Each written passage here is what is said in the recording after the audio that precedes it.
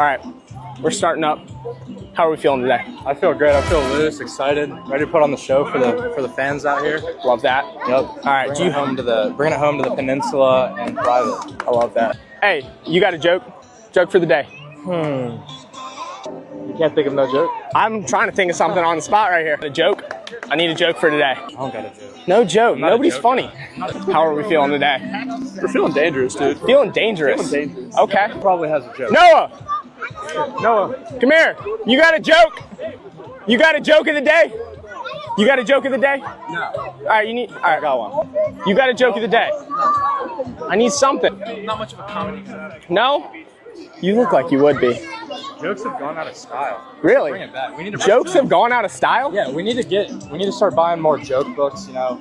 I like that. Barnes and Noble has been. Barnes and Noble. Is that the go-to seats? Gotta be. I like that. Got a little air swing. That's about it. All right, what did the ocean say to the swimmer? Nothing. It just waved.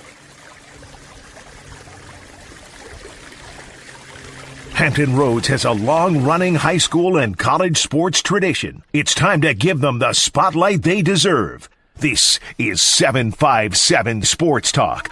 Here are Matt Hatfield and Coach Ed Young.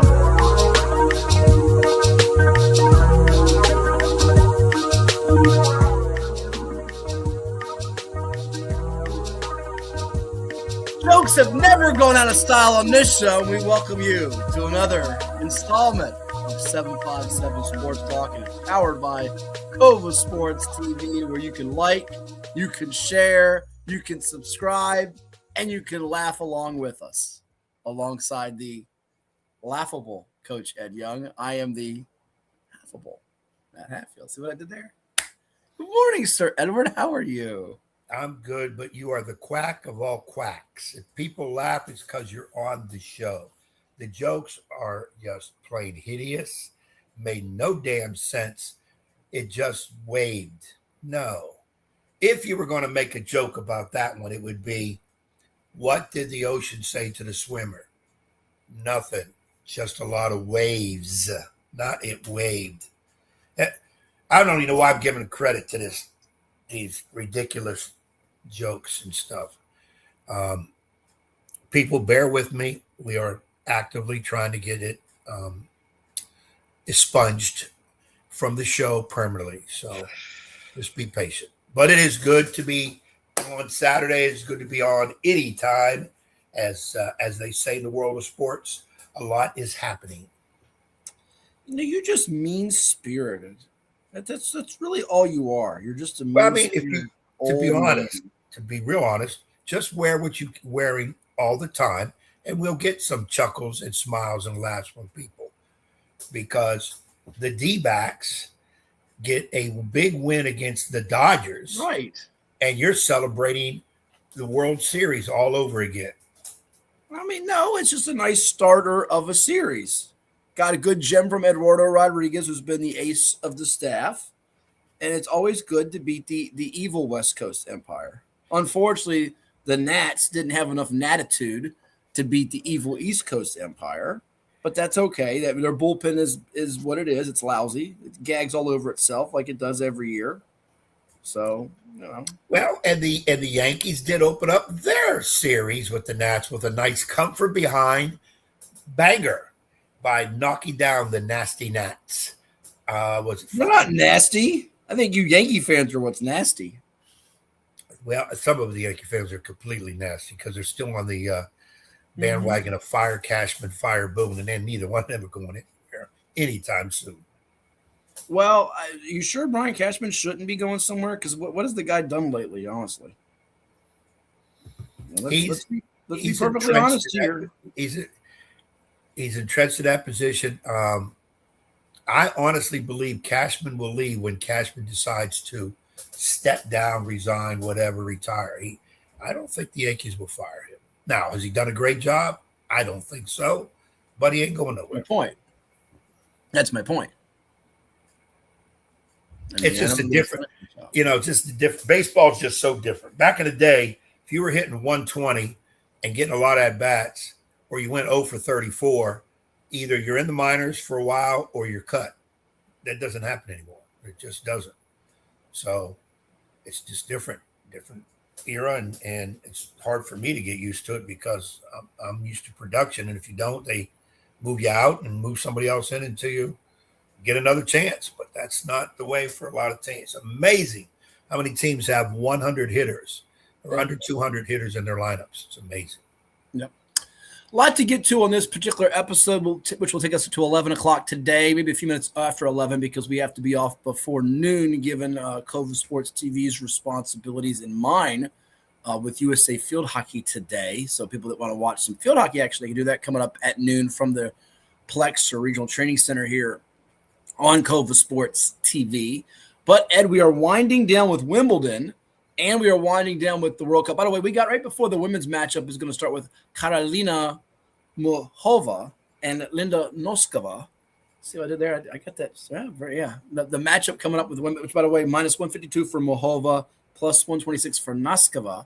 We're going to be joined by a special guest, one of the award-winning best sports writers in the country. Even he's outside the country. He's going to join us from the All England Club. I know you'll take a hiatus because you got to go walk the dog who's been barking since the morning, but I'll handle it with Christopher Clarey coming up in just a bit.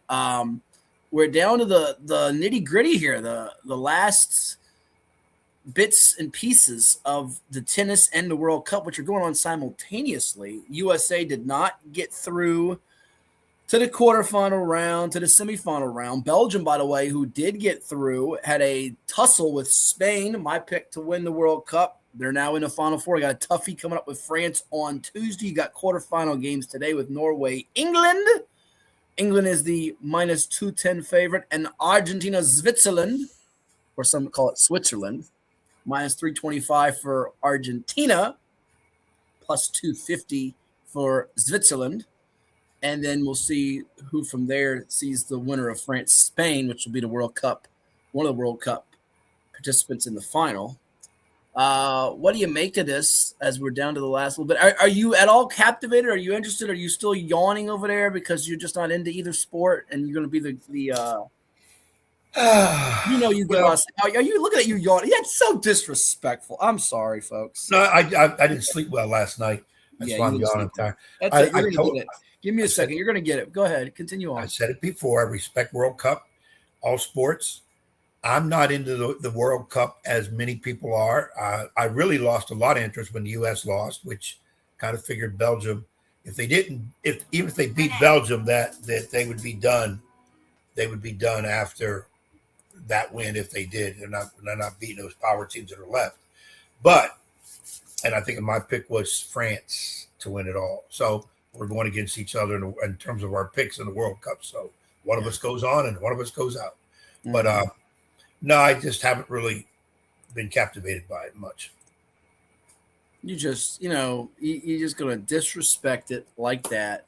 Typical you. Typical. I'm too much old. I guess too much old.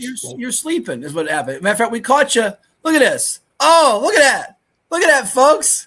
That's Coach taking a nap there with his favorite sport. By the way, that's our buddy from Marymount. And Coach at Marymount sitting there looking couldn't believe I took the picture. I said, I don't give a crap. I'm taking a picture. I remember that. That was after the infamous towel night. Yeah. I was up all night. I was worried about something may happen in that hotel. I didn't sleep very well because I didn't know if somebody would take our towels or we would get any towels or all that happened. So I dozed off for a little bit.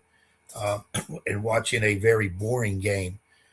Though I do love my basketball, there are sometimes the games, quite frankly, just suck. Wow.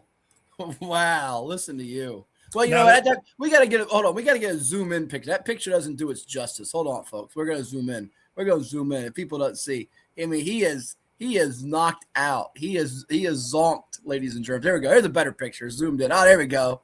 Here's your man from Marymount looking at the camera saying, I can't believe he's doing this. He's taking his life into his hands. Yes, I did. But see, the key here is, and I don't really think I was sleeping because I'm checking my notes. Oh, you weren't sleeping. How can somebody sleep and hold a notebook open if they're sleeping?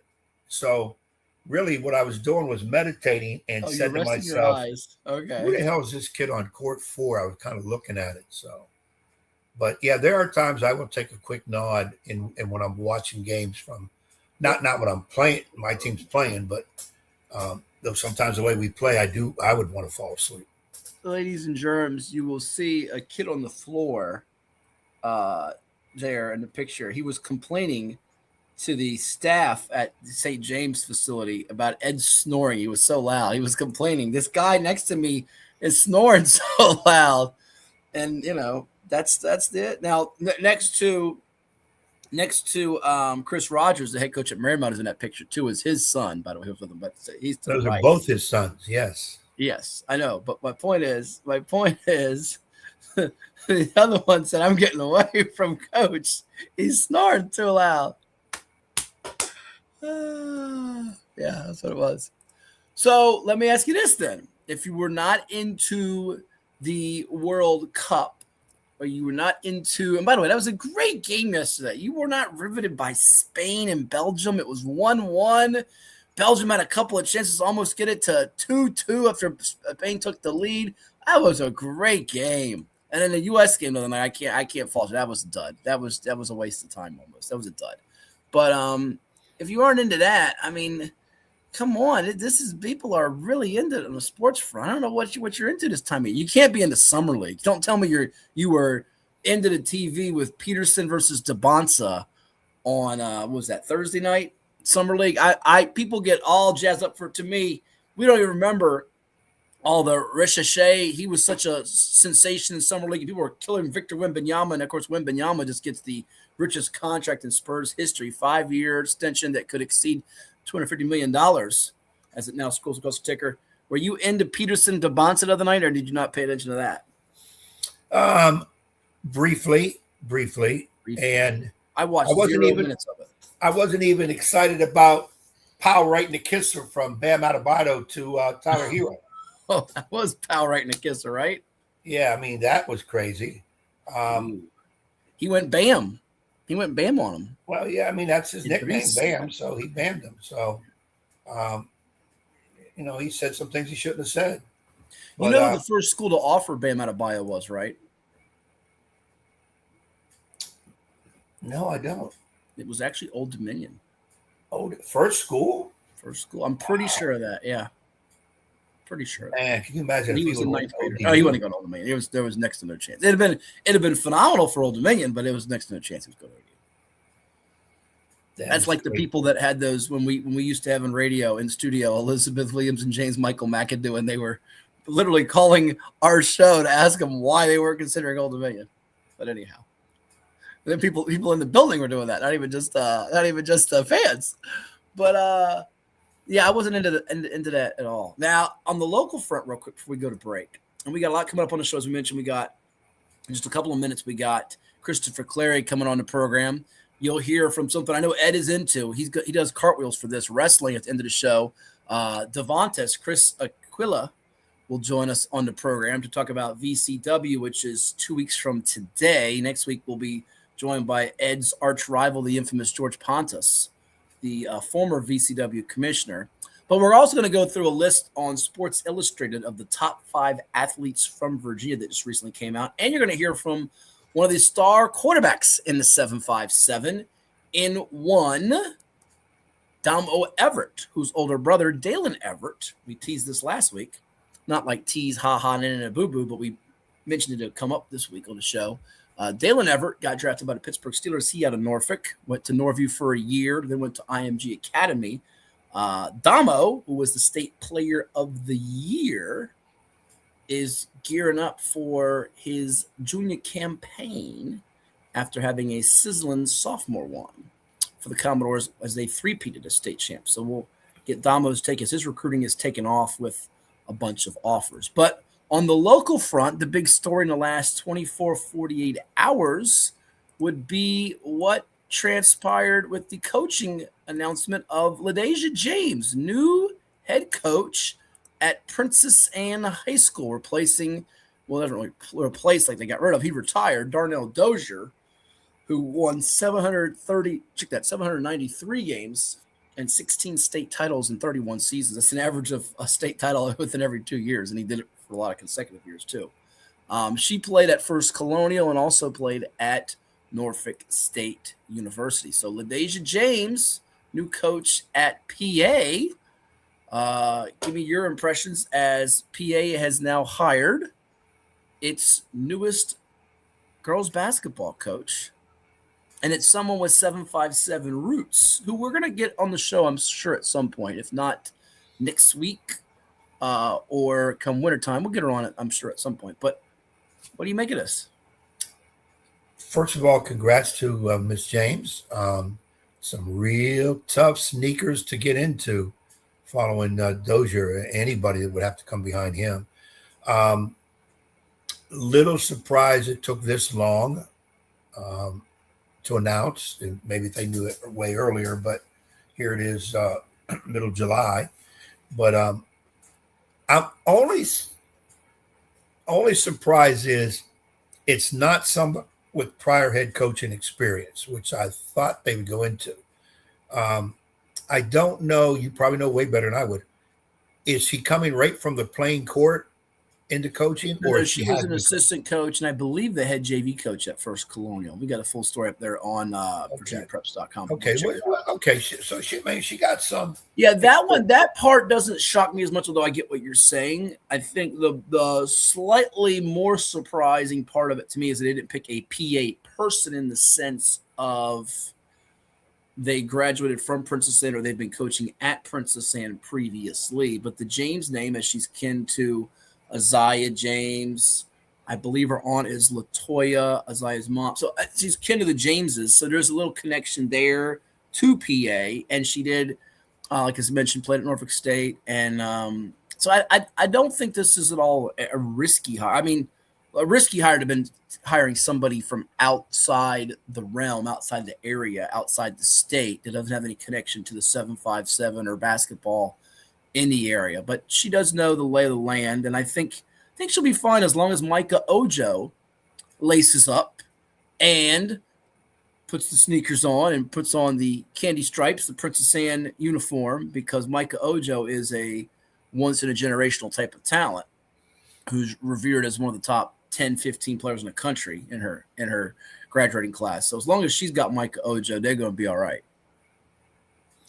Very true. Very true. Though rumors, and that's what they are, rumors. Don't start rumors. Yes. Otherwise. What rumors? Name your sources. Name your sources. A good reporter never names sources. Never. I don't know about that.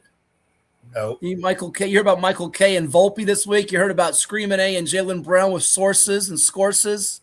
Yeah. Okay. Yep. You can't divulge sources if you want to keep getting. You're just making up stuff on the fly. That's what you do when you say sources. I got sources. You got sources. Yeah, you got sources, all right. All in that damn pool. I know what you got. Your sources. But we wish the young lady well, and I think she's more than capable, and I hope people allow her to put her fingerprints on the program. It's give each coach their own shot, but I'm excited for her that she got it. And like you, I did think for a small possibility they could hire somebody because of Darnell's major shadow. They'd hire somebody outside of the state, a very successful head coach from somewhere else who has no ramifications about the job or, whatever. Sometimes that's another way to replace somebody. It's either that I'm looking at or go the other end of the pendulum. Like you just said, you get somebody within the family, the PA family. She's close to it, but she's not a former player at PA or a former coach, but close enough to the situation. So wish her well, and I believe she will do well. As we go to break, there's the burning question of the morning, which you'll be watching more of this weekend. Ed unfortunately cannot watch Joey Chestnut and the hot dog eating contest. I think he won his 18th mustard belt with 66 dogs that he was able to douse down last week on 4th of July.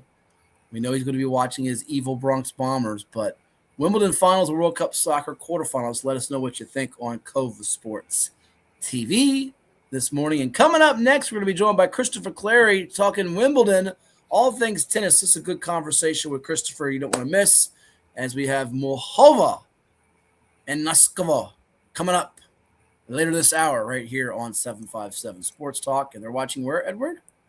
They're watching right here on Kova Sports TV, where we hope you like us, you share us, and you subscribe to us. Authentic Italian cuisine can be found in just one place in Hampton Roads, Il Giardino Ristorante in Virginia Beach. Il Giardino offers veal, seafood, chicken, pasta, vegetarian, and pizza creations. Add the sounds of the piano bar and lounge, and it's no wonder Il Giardino is such a popular local spot. Open daily at 5 p.m. As a banker at Town Bank, we believe that people bank with people, not with banks. You're looking for an actual personal relationship, and that's what you get at our bank. You get that person that gets to know you, gets to know your business, is there for you. I think that is what motivates us, what drives us, and the idea that we are trying to serve others and enrich lives, I think is very true.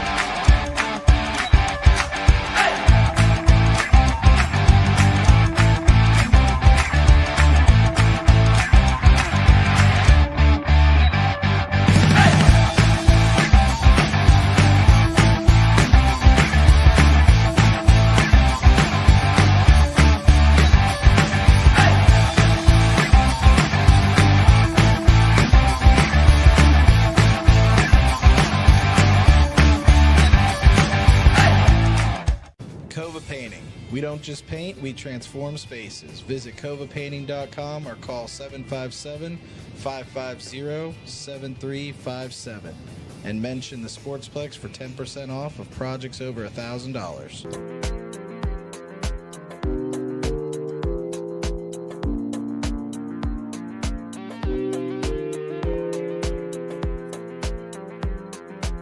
Hampton Roads has a long-running high school and college sports tradition. It's time to give them the spotlight they deserve. This is 757 Saturday Sports Talk. Here is Matt Hatfield.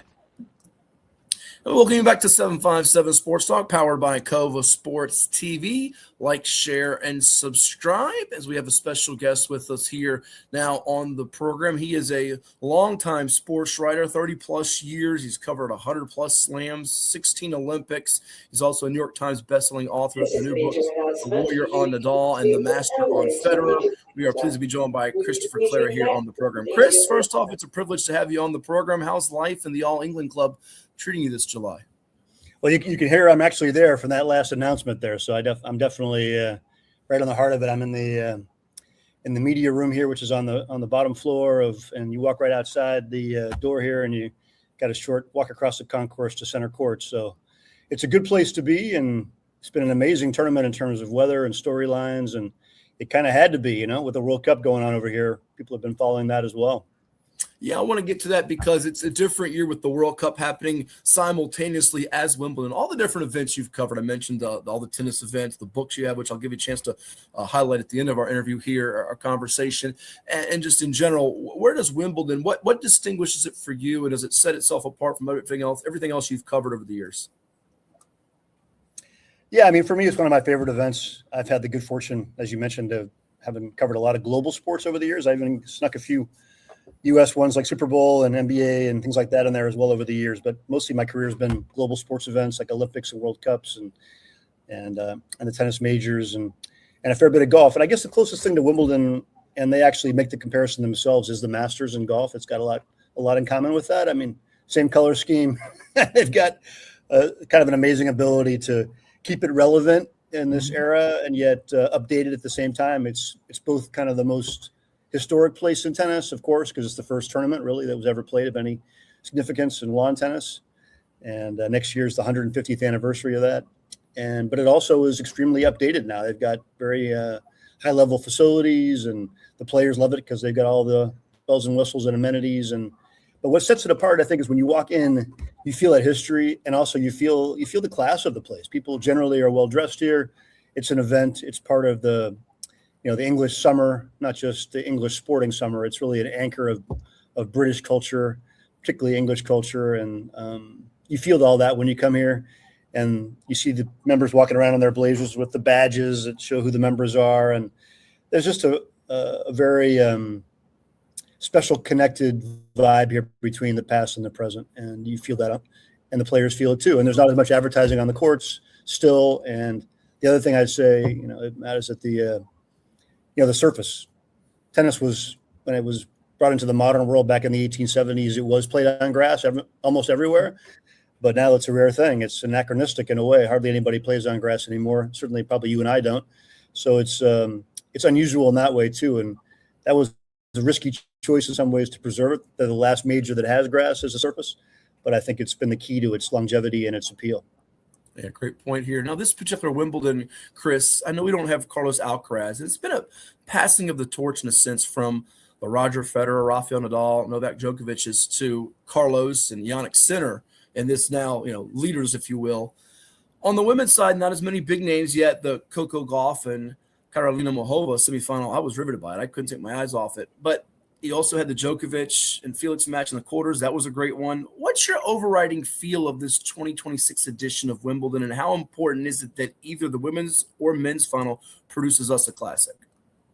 Yeah, I mean, Wimbledon has been even more chaotic in women's tennis than it's been as women's tennis has been in general. I mean, this final today between Muchova and Noskova, two Czechs. Muchova is a great player. For those of you who may not know her, tune in and watch her play. She's so complete and beautiful to watch, kind of a Federer, if you will, of women's tennis, but has never won a major. Has had a lot of injuries. Once in a while is cracked mentally. But whoever wins today will be the 10th different female champion here in the last 10 editions of Wimbledon, which is kind of crazy. Wow. On the men's side, it hasn't been that at all. A lot more stability. Obviously, Roger Federer won 8 times here. Novak Djokovic has won 7. He won't be winning this year after losing to Jannik Sinner yesterday. But as you said, the men's side, it's been kind of the seamless transition from Big 3, a little Big 4 with Andy Murray in the background there, Big 3 to the new 2, they call it. But we're really missing the sport, and I think just everybody in general here at Wimbledon are missing Carlos Alcaraz. Alcaraz has the X factor. He has been the most successful player in this new generation in the majors, more than Jannik Sinner. And his game, as you know, is electric. He transcends tennis and goes into sort of performance art, just like Federer did. And he's really missed. He's got a potentially serious injury that could take him out for even longer now. He just pulled out of Canada. It's a wrist problem. Those are tough for tennis players. And for me, it's really pivotal that Carlos is able to come back and play at a high level again, because he is really the secret sauce for keeping tennis really interesting in this era. But him being gone has allowed Alexander Zverev to win the French Open, I think, and sort of get that monkey off his back. He's had a lot of off-court issues that have been documented. Not a lot of fans in his corner yet for that reason. Another injury, and then back it up Wimbledon to the fun of great tennis, and we'll play Jannik Sinner, in the final tomorrow, and has lifted his game. So that's great, but Alcaraz is the key. Yeah, that's an amazing stat you just dropped there. The 10th in 10 years for women's Wimbledon champs. You hear so much about the NBA having 8 different champions in 8 years. That's something else there. How do you size up that matchup on the women's side? And I do want to get to a little bit later on here, Serena Williams and your thoughts on her. But Muchova, Noskova, the all-Czech women's final, it's one that probably was not on the bingo card for many going in. Yes, given the history of Wimbledon lately, like we're talking about, I mean, yeah, it's surprising, absolutely. But is it a shock? No, it's not. I mean, Sabalenka, who's number 1, just has had all kinds of problems having consistency in the majors, has been able to go deep, but has not been able to get across the line as often as somebody with her ability you think would be able to get across. Iga Swiatek, who won here last year and has won the French Open a bunch of times, was number 1 pretty clearly, has sort of fallen off in terms of confidence and quality of play. So it's been hard to get the kind of stability at the women's game that people like Serena provided over the years, or before that, Steffi Graf and Monica Seles and players of that nature. But, it's tomorrow's final, or today's final, I think it's going to be a great match. I mean, like I said, Muchova's got this fantastic all-court game. She hits diving volleys. She can hit big power forehands. She can slice the ball with great crispness, tactician, beautiful mover. And Noskova's not that, but as a big hitter, big server, and has a very compact game. So it's a nice contrast in styles within the women's game there to see that played out. And, of course, whenever players are both going for their first major, there's a different kind of pressure there. We've seen that again and again over the years with people trying to win that first big title and what it can take out of them. So I see it as a pretty close match. Some folks see Muhova as more a big favorite, but I got a feeling Noskova is going to handle it pretty well at 21, and it could be good. And it's an all-Czech final as well. Huge Czech tradition in women's tennis with all the way back to Martina Navratilova and Jan Kodiš on the men's side.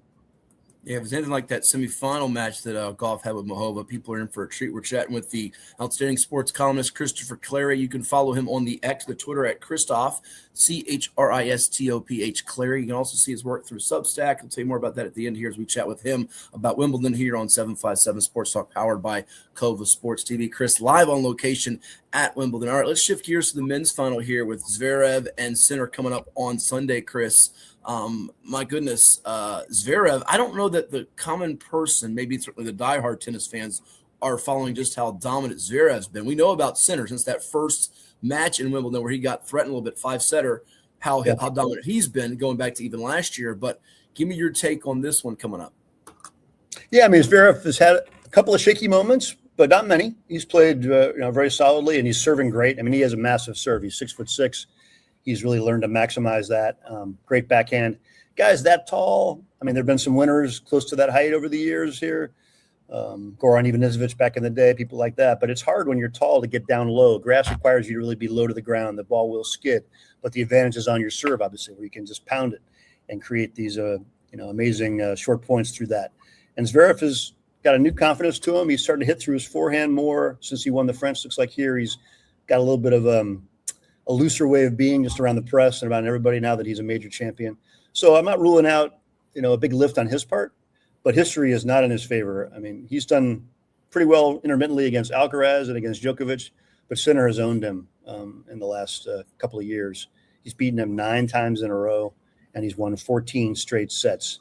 And given Sinner's level yesterday against Djokovic when he beat him 6-4, 6-4, 6-4, I don't think that's boding well for Zverev. But if Zverev can lift and be a little closer to the baseline as he's playing, if you play the game, it's important to take time away from people. If he can make Sinner feel a little bit of pressure in some of those baseline exchanges and he can serve like a god, which he could do, and he's done before in big matches. He's been up there despite his speed at 80, 85% first serve percentage. If he can do that, he can make it a match. Is he going to win? I don't think so.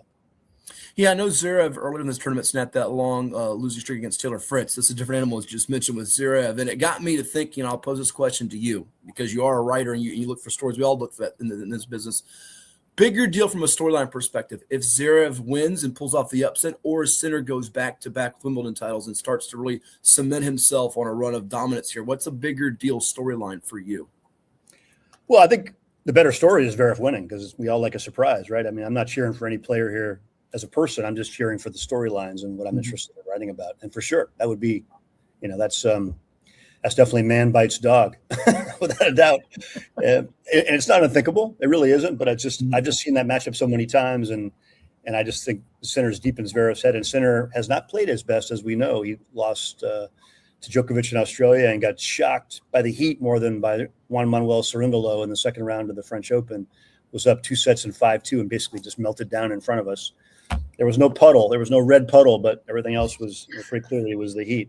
So, you can't rule out a little bit of it up and down, but he's just looked very good the last couple of rounds and just locked in. And he serves so well. His serve's not as big as Zverev's, but it's just the locations and you can't read it. And he seems to serve his best when the point's the biggest, just generally has the last couple of years. So you got to like him on this surface, having won already.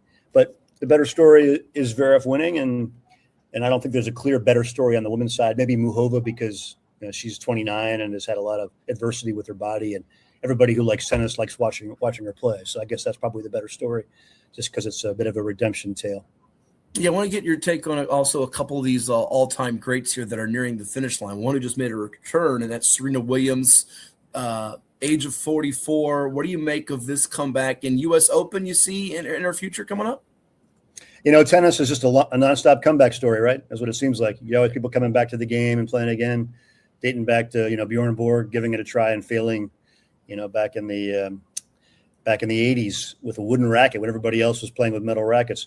Serena came back. I personally, there's a lot of criticism of her level and the fact that she was beaten by Maya Joint, a lowly ranked Australian who's hardly won a match this year. But I thought Serena played pretty darn well for somebody who hadn't played a singles match in 4 years, and she was not unrecognizable to me. I've watched Serena her whole career.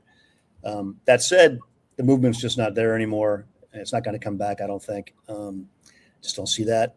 But can she be competitive and not embarrass herself? Yes. Is that going to be close to enough? I have my serious doubts that can be good enough for her for long. If she wanted to, she could play doubles and contend for majors.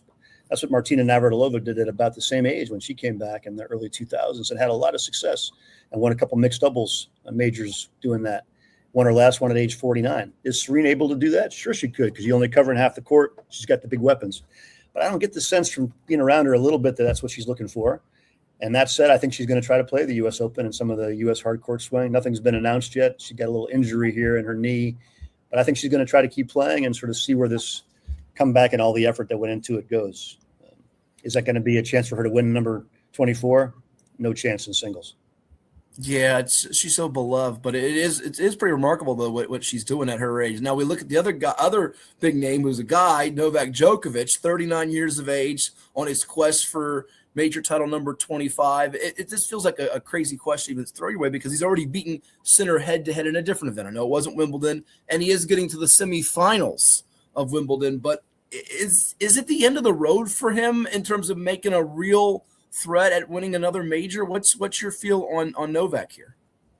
I haven't felt that Novak would win that 25th major or that 8th Wimbledon to tie Roger. I didn't think he had it in him for the last couple of years. I've been saying that. He got closer than I thought he'd get, to be honest. So, you never want to count somebody of that level and that sort of personal drive and talent out. But I mean, there's no Alcaraz here. And he was not going to win the French Open. The French is just too tough on the clay, even though Alcaraz wasn't there. But Wimbledon, if Novak had lifted to his full level, and we saw patches of it against Felix Auger-Aliassime in the quarterfinals when they played that great 5-setter, 5-hour, 15 match, which is both good news and bad news, right? Because good news is he won it, but the bad news is he shouldn't have to play that long and wipe himself out. So having had Alcaraz gone, having had these opportunities in the majors at the age that he's at without Alcaraz, and he doesn't do it, and he gets beaten handily like he did yesterday, just don't see it. Is that enough for him? Again, very personal question. I've kind of learned over the years, maybe you have too. I don't want to, not for me to say what these guys, great athletes, should do, the Bradys and the Lionel Messis. It's up to them to decide, when enough's enough. It's their craft. They spent their life building their skills. Do we have to like it or tune in? No. But if they want to go out and do it, it's their right and their ability. And Novak, I think, wants to come back again next year to Wimbledon at age 40. That's what he said yesterday. But there's a long time between now and then. I think you're 100% right, Chris, because everybody's body and mentality is different. I mean, it's so difficult, almost impossible to kind of figure them out. But last one, before I give you a chance to highlight your work for folks out there, I know this is also a tricky one. The state of each game, the men's game and the women's game for tennis, and I know people always look at it from the U.S. side of things, but which one's in better shape in your eyes? That's a great question. With Alcaraz, and that's a question mark, I mean, I've seen him training a little bit, although he trained with a racket that was missing strings and it was kind of half the frame was gone. So we're not talking about a full-fledged, like, great news video to post yet. Right. But if Alcaraz is back, the men's game is, I think, in great shape, because you have that Sinner-Alcaraz rivalry and other guys like Serge Zverev and maybe Ben Shelton from the U.S. or Taylor Fritz or Joao Fonseca from Brazil or Jakub Menšik from the Czech Republic trying to circle around and lift to the level that Federer and Nadal put the game at back in the day when Djokovic got up there. So I think the men's game with Alcaraz is good. Without him, it's in not great shape. So much depends on him.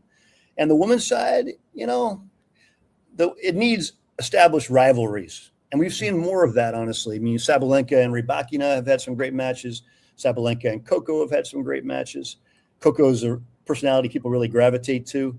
Is she as good a player as someone like Serena or Graf back in the day? No, and she's not probably going to be, but she's got a great personality and has won a couple majors, and people really, feel a connection to her and want to watch her play. So, I think it's with Alcaraz, men are here, women I'd say are here. Without Alcaraz, it's more like that, everybody drops down a little bit. So we'll see. It's always good to have, that star value and appointment viewing going on. And right now there's not as much with Alcaraz out of the game. Yeah, very much indeed. This has been so wonderful chatting with you, Chris. Really appreciate you carving out some time for us. Before we let you run here, as we mentioned, you are a New York Times bestselling author. People can check out the books, The Warrior on Nadal, The Master on Federer. Really a big Federer fan. I am as well. How can people check out your work, get your books? What's the best way to do so? I always tell people when they ask me, I love to support independent bookstores. I spend a lot of my time in them, and I've done a lot of events at those sorts of things, and I really enjoy giving those sorts of stores of support. So if you pay a couple dollars more and you get it there, I urge you to do that.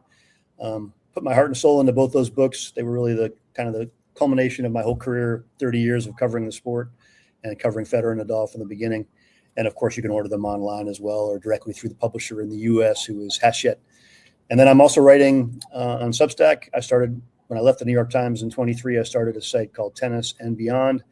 It's not hard news or breaking news, but it's very analytical and a lot of in-depth pieces about the game today, matches that are being played, the history of the game. So if you're really into tennis and hopefully into kind of classic sports writing, hopefully it's a good place for you. And I love interacting with readers, in the comments section of that, subscribers who were part of that site. So I urge you to join me there. So go check it out, Tennis and Beyond, and get those books on Federer and Nadal. Christopher Clarey live from Wimbledon with us here on 757 Sports Talk on Cova Sports TV. Enjoy the matches, and safe travels to you as well, and I'm sure we'll chat down the road. Thanks so much. I appreciate your interest in tennis and in my work. It means a lot. Absolutely. Thanks a lot. You got it. Christopher Clarey with us here on 757 Sports Talk. We'll take a timeout. We got more coming your way. Don't go anywhere. You're watching 757 Sports Talk, and it's right here on Cova Sports TV. Like, share, and always subscribe. What makes a life a good one? Is it our adventures? Or the friends we find along the way?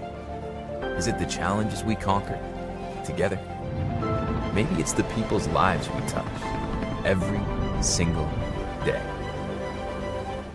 So, what makes a life a good one? You'll have to figure that one out for yourself. What is more? Is it more reps, more strength, more stamina? We say it's all of that, but it's greater than just what's in the mirror. It's about improving your mental and physical health. More is a feeling of achievement, fulfillment, confidence. It's looking better, feeling better, being better, and it's our mission to get you there. Because here, you are more.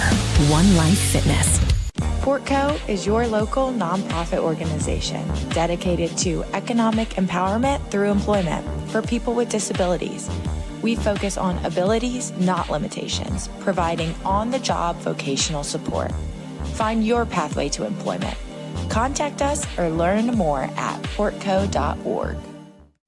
Well, it's everybody's favorite time of year again. Time to prepare to make your annual donation to that infernal revenue service. And if you're like me, you need help. Help to keep that donation as small as possible. So get off your W-2 and call John Maynard at John's Tax Service. 455-6763.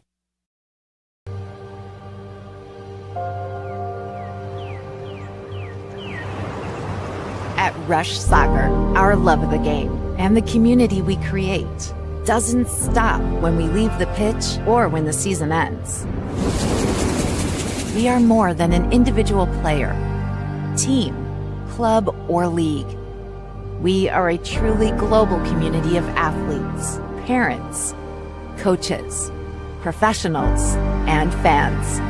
We believe that youth sports and the pathway to a lifelong love of soccer have the power to form deep, meaningful connections that will fundamentally shape our players and those in our community.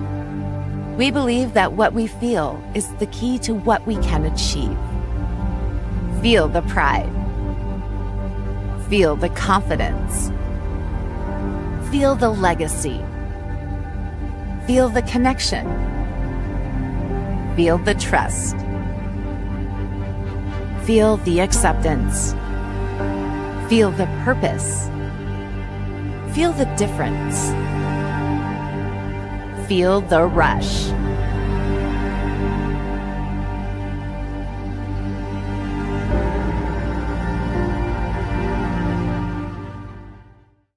At Atomic Wings, we prioritize real chicken with fresh, all-natural, never-frozen ingredients, all packed with serious flavor.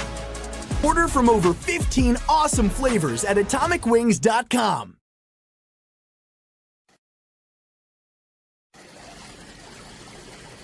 What do you call a polar bear caught in the rain? A grizzly bear. This is 757 Saturday Sports Talk. Here are Matt Hatfield and Coach Ed Young. We're unmuted now. No Drizzly Bear here. Just the Coach Ed Young. I am Matthew Hatfield. So welcome you back to 757 Sports Talk on Cova Sports TV. Like, share, and subscribe and interact with us. We say good morning to our pal Woodrow Wagner out there and all of you out there in internet land, wherever you're tuning in through Facebook, IG, Twitter, X, the YouTube stream, which we always encourage too. And keep your comments, your questions, your suggestions, your thoughts, all of that rolling this particular morning. And let me say to Woody, you are one of the big reasons this knucklehead does his fool in the pool stuff, because you supposedly look forward to Woody. So he's just the vice president. He's just the vice president of pool relations for us. That's all. We might have to get a sanction against Woody too. I might work on that. We love Woody. Hey, before we get to our Sports Illustrated top 5 athletes of Virginia all time, top 5 of all time, and the interview with Domo Everette of the Maury Commodores on the football side of things, and our conversation that'll be coming up in the 10 o'clock hour with Devantes for VCW. You're going to see Ed's mood change, by the way. When wrestling comes up, he becomes like a kid in a candy store. Everything else, he's just, oh, woe with me. Wrestling comes on, he goes bananas. He goes bananas, folks. Like we got to hose him off. You got to hose him off. That's right. See, Woody loved it. A Drizzly Bear. It's a great joke. We're going to make Ed shake his head some more because another sport he loves so much today. I know he's into ultimate fighting with Conor McGregor back in the ring for the first time. But here's the parallel we're going to make. You just heard from Christopher Clarey. How neat was it to talk with him, by the way, on Wimbledon, the day of, getting ready for Muhova and Nuskova in the women's final. He's sitting there in the press room with the thing going over top. But he made a couple of good points. I loved his point about this will be the 10th different women's champion in 10 years. That's amazing. More than the NBA's 8 and 8 years, all the different champions from the Raptors and Warriors and Cavs and Knicks and Nuggets and Bucks and Thunder. And I'm leaving somebody out. I forget. Oh, Celtics. And those 8 for 8 years. I can't name the 10 women's. I have no shot, by the way, to name the 10 women in 10 years. Nor can you, by the way. But he did talk about your gal, Serena Williams. I say your gal because Ed is one of 855,000 men in America with a crush on Serena Williams. And it brings me to Conor McGregor here, who, as I mentioned, if you don't follow UFC, you're not alone. I'm not a big follower, but he headlines UFC 329 against Max Holloway. It's going to be a 5-round welterweight bout at the T-Mobile Arena in Las Vegas. Yeah, simultaneous with NBA Summer League, by the way. Ooh, like the World Cup and the tennis here.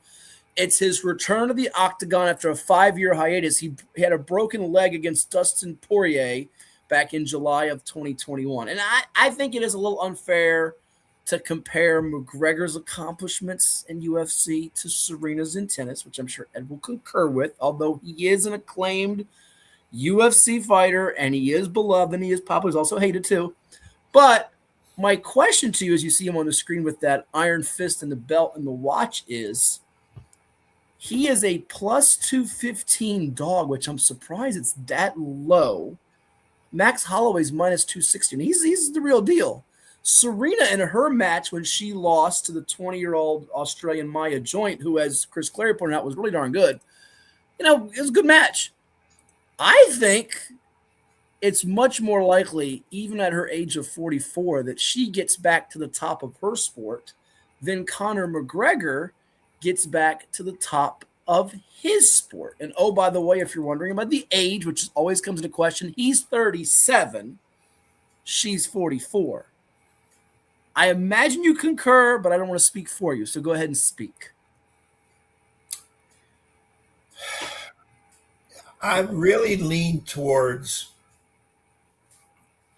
McGregor getting close to the top of his sport than Serena. Wow, I'm shocked at you. I know that's got to pain you beyond belief to say, right? And I'll tell you what topped it for me when you said the 44-year-old Serena, the 37-year-old McGregor. Didn't you hear Chris Clarey talk about Martina was 48, 49 when she was come on. Playing doubles, covering half the court. I know. Okay. Father Time wins all the time. It never loses. Watching Serena in her match, I was excited because here I'm thinking we're seeing the vintage prime Serena 30 years old and destroying everybody. That's not what she is. She had a knee problem during the match. Here it comes. Those old, you get out of bed as you get older. Ow, ooh, ow, what is that? What does that hurt? It happens even to the greatest of athletes, and she is among the greatest of athletes, all athletes of all time. Mm-hmm. Now, would I like to see Serena? Yes, because I think a sport like tennis, like golf, and even UFC, you have to have that person that we love to see win, or we want to see get beat. Mm-hmm. But we are watching. That's when Tiger Woods came back in golf, viewership went crazy. There were people who thought, "Oh, good, Tiger Woods is going to win the next 15 titles, right?" And win any.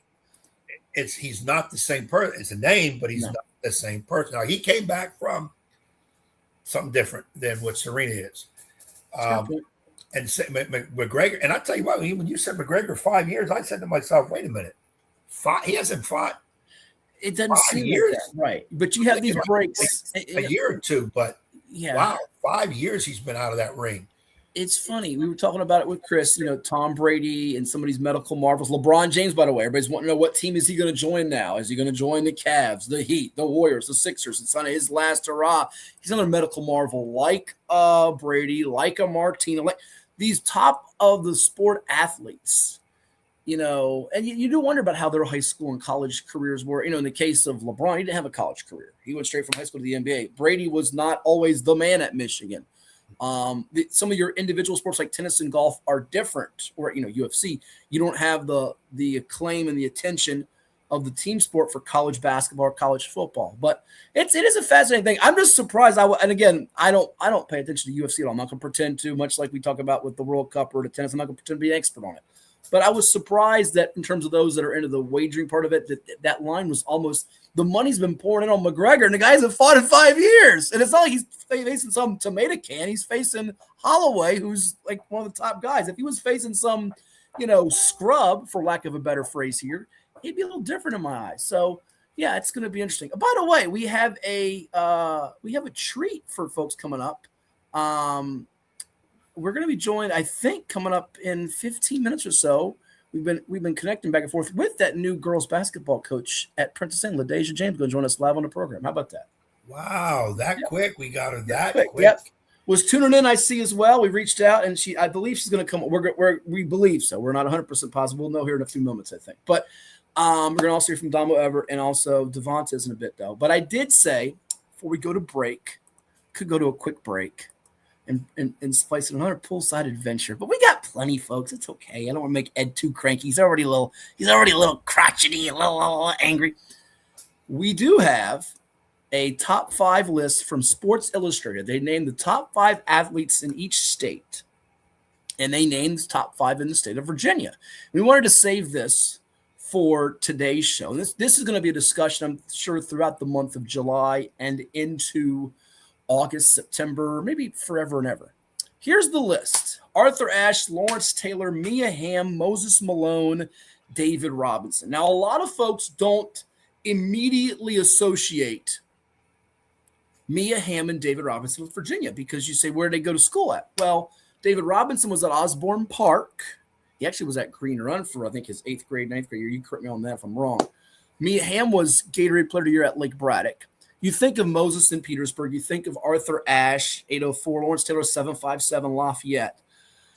I don't have a real problem with this list except, and I think here's the qualifying part of it. Are these the top 5 athletes from Virginia that what they did in high school, college, or professionally? Professionally, you really can't argue too much with Ashe, LT, Hamm, Moses, except, and David Robinson was great in the NBA. Great, one of my dad's all-time favorites. So I know this is going to make him upset. The one thing about David Robinson is I don't know that you put him ahead of Bruce Smith, the NFL's all-time sack leader.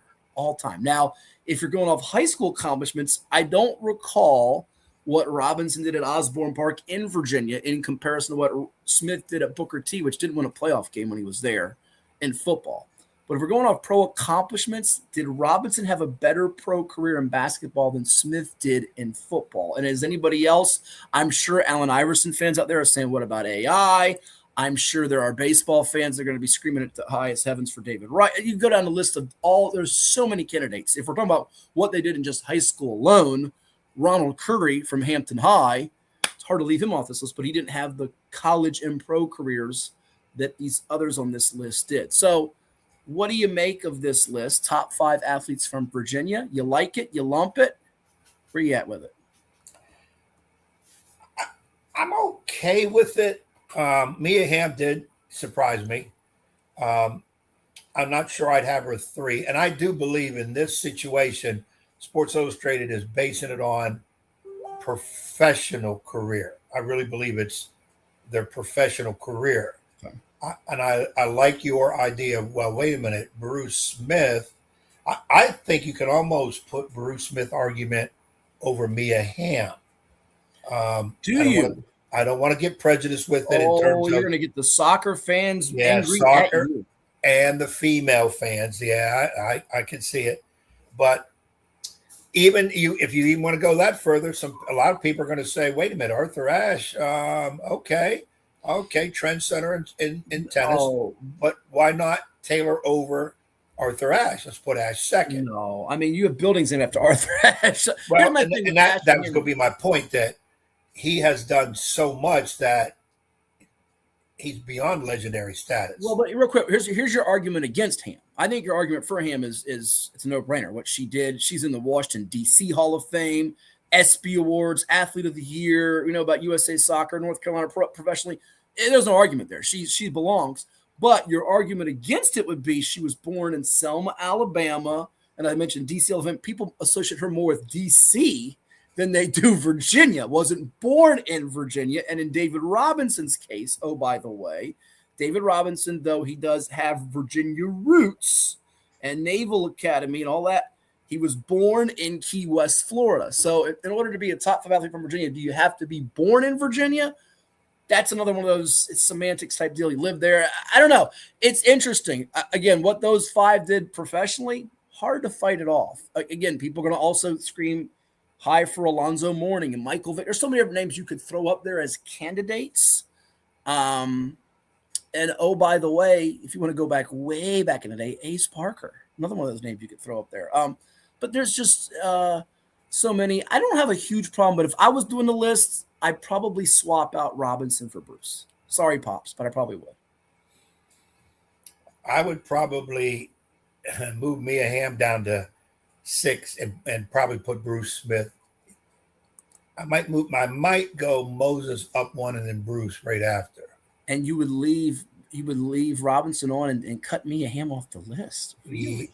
I think I put Mia 6. You're a bad guy. I shouldn't do that because, like I said, she's the only female up there. I know. And ladies, that was Ed Young. Throw your hate. Now, let me ask you this. When we say women's professional soccer, does Mia Hamm's name come up first in your head? It's right up there. I mean, I didn't say that. I said, is it number 1 in your head? Who comes up there for you? It probably does. Yes. Who would you put ahead of her? Because and we can look at the other 49 states. There might be a female soccer player in one of those lists. See, I didn't compare the top 5 from other states. That would be we'd have to spend like a 2 or 3 hour show on that. We're just doing for a single segment. But it'd be a fascinating study. But see, something gets me.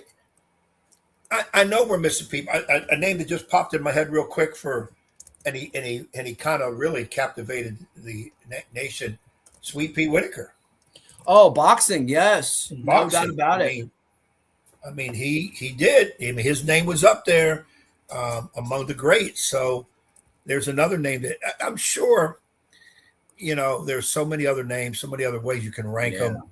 Sweet Pea, that's you always forget somebody, but if you were to include boxing, it's hard to leave. It's hard to leave a champion, a late great champion like that, and Sweet Pea off the list. But again, none of these 5, I think you would agree with, is just like terrible. Like, oh my gosh, how'd you have him or in Mia Hamm's case, her up on a list? I think the only one we didn't fight off at all about LT or Moses Malone. They seem like virtual locks. what they did high school and then professionally through the end. It's pretty hard.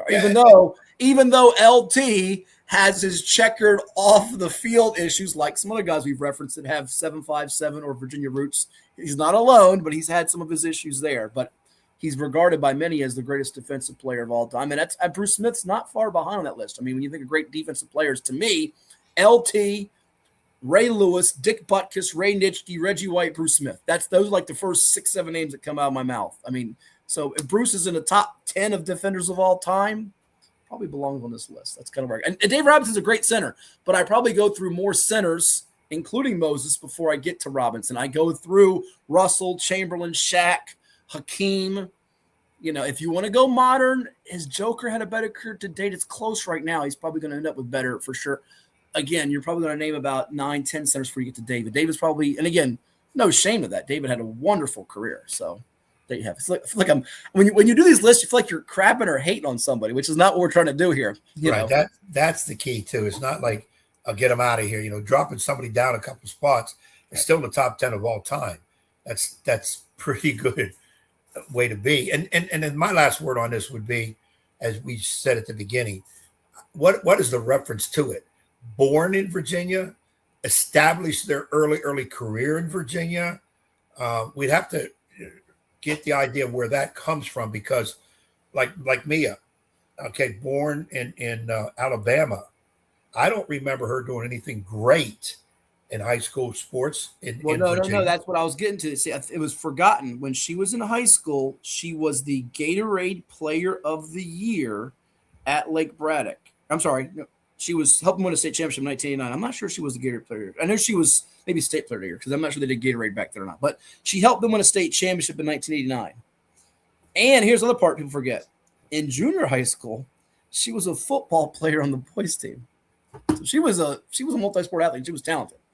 But you don't think of her unless you were from Nova. Like again, a lot of people don't even know David Robinson has connections to Virginia, or even at one point the 757. It's one of those little hidden secrets back then. Was Bill Cochran his? I guess he would have been his coach. We might have to get Bill on the show. We'd love to get Bill on the show. That'd be an awesome guest to bring back some memories and talk about some of the old head-to-head locking horns of Ed and Bill Cochran on the hardwood. That'd be fun. But I don't think Robinson played JV. Definitely not varsity, JV basketball in the state of Virginia. I don't think.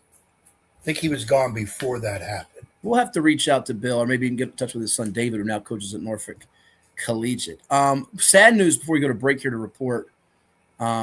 This is really tragic, Ed. South Africa midfielder Jaden Adams has died at the age of 25 after the team's run to the World Cup round of 32.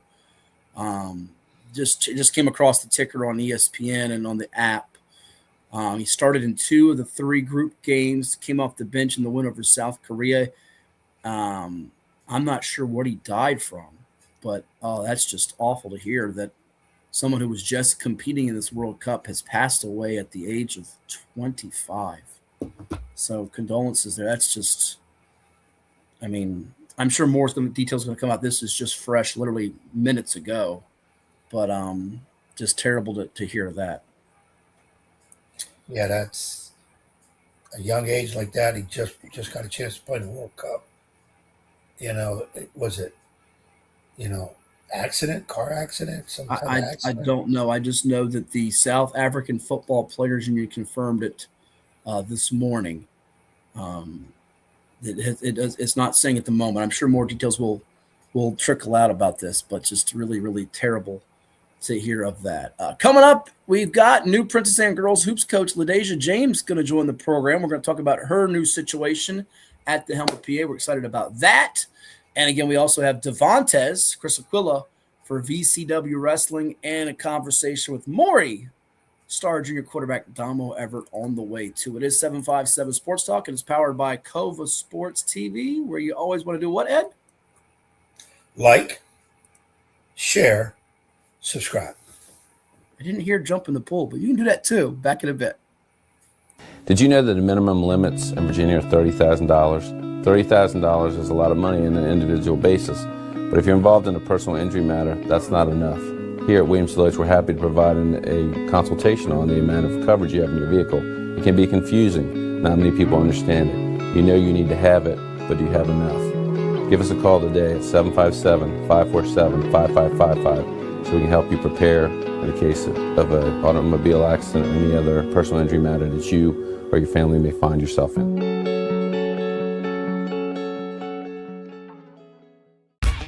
For any athlete, making it to the top sometimes comes with a few steps back.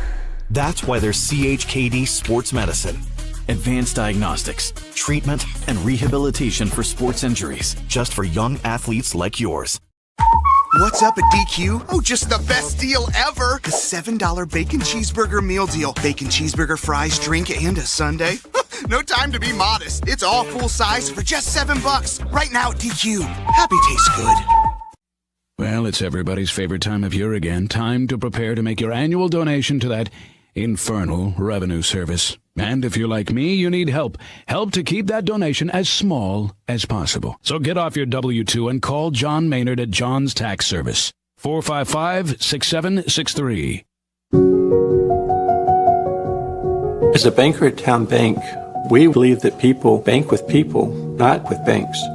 You're looking for an actual personal relationship, and that's what you get at our bank. You get that person that gets to know you, gets to know your business, is there for you. I think that is what motivates us, what drives us. And the idea that we are trying to serve others and enrich lives, I think is very true.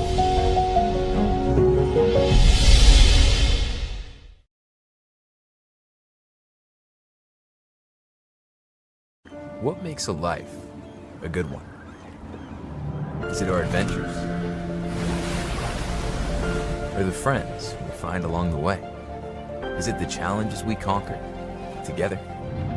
Maybe it's the people's lives we touch every single day.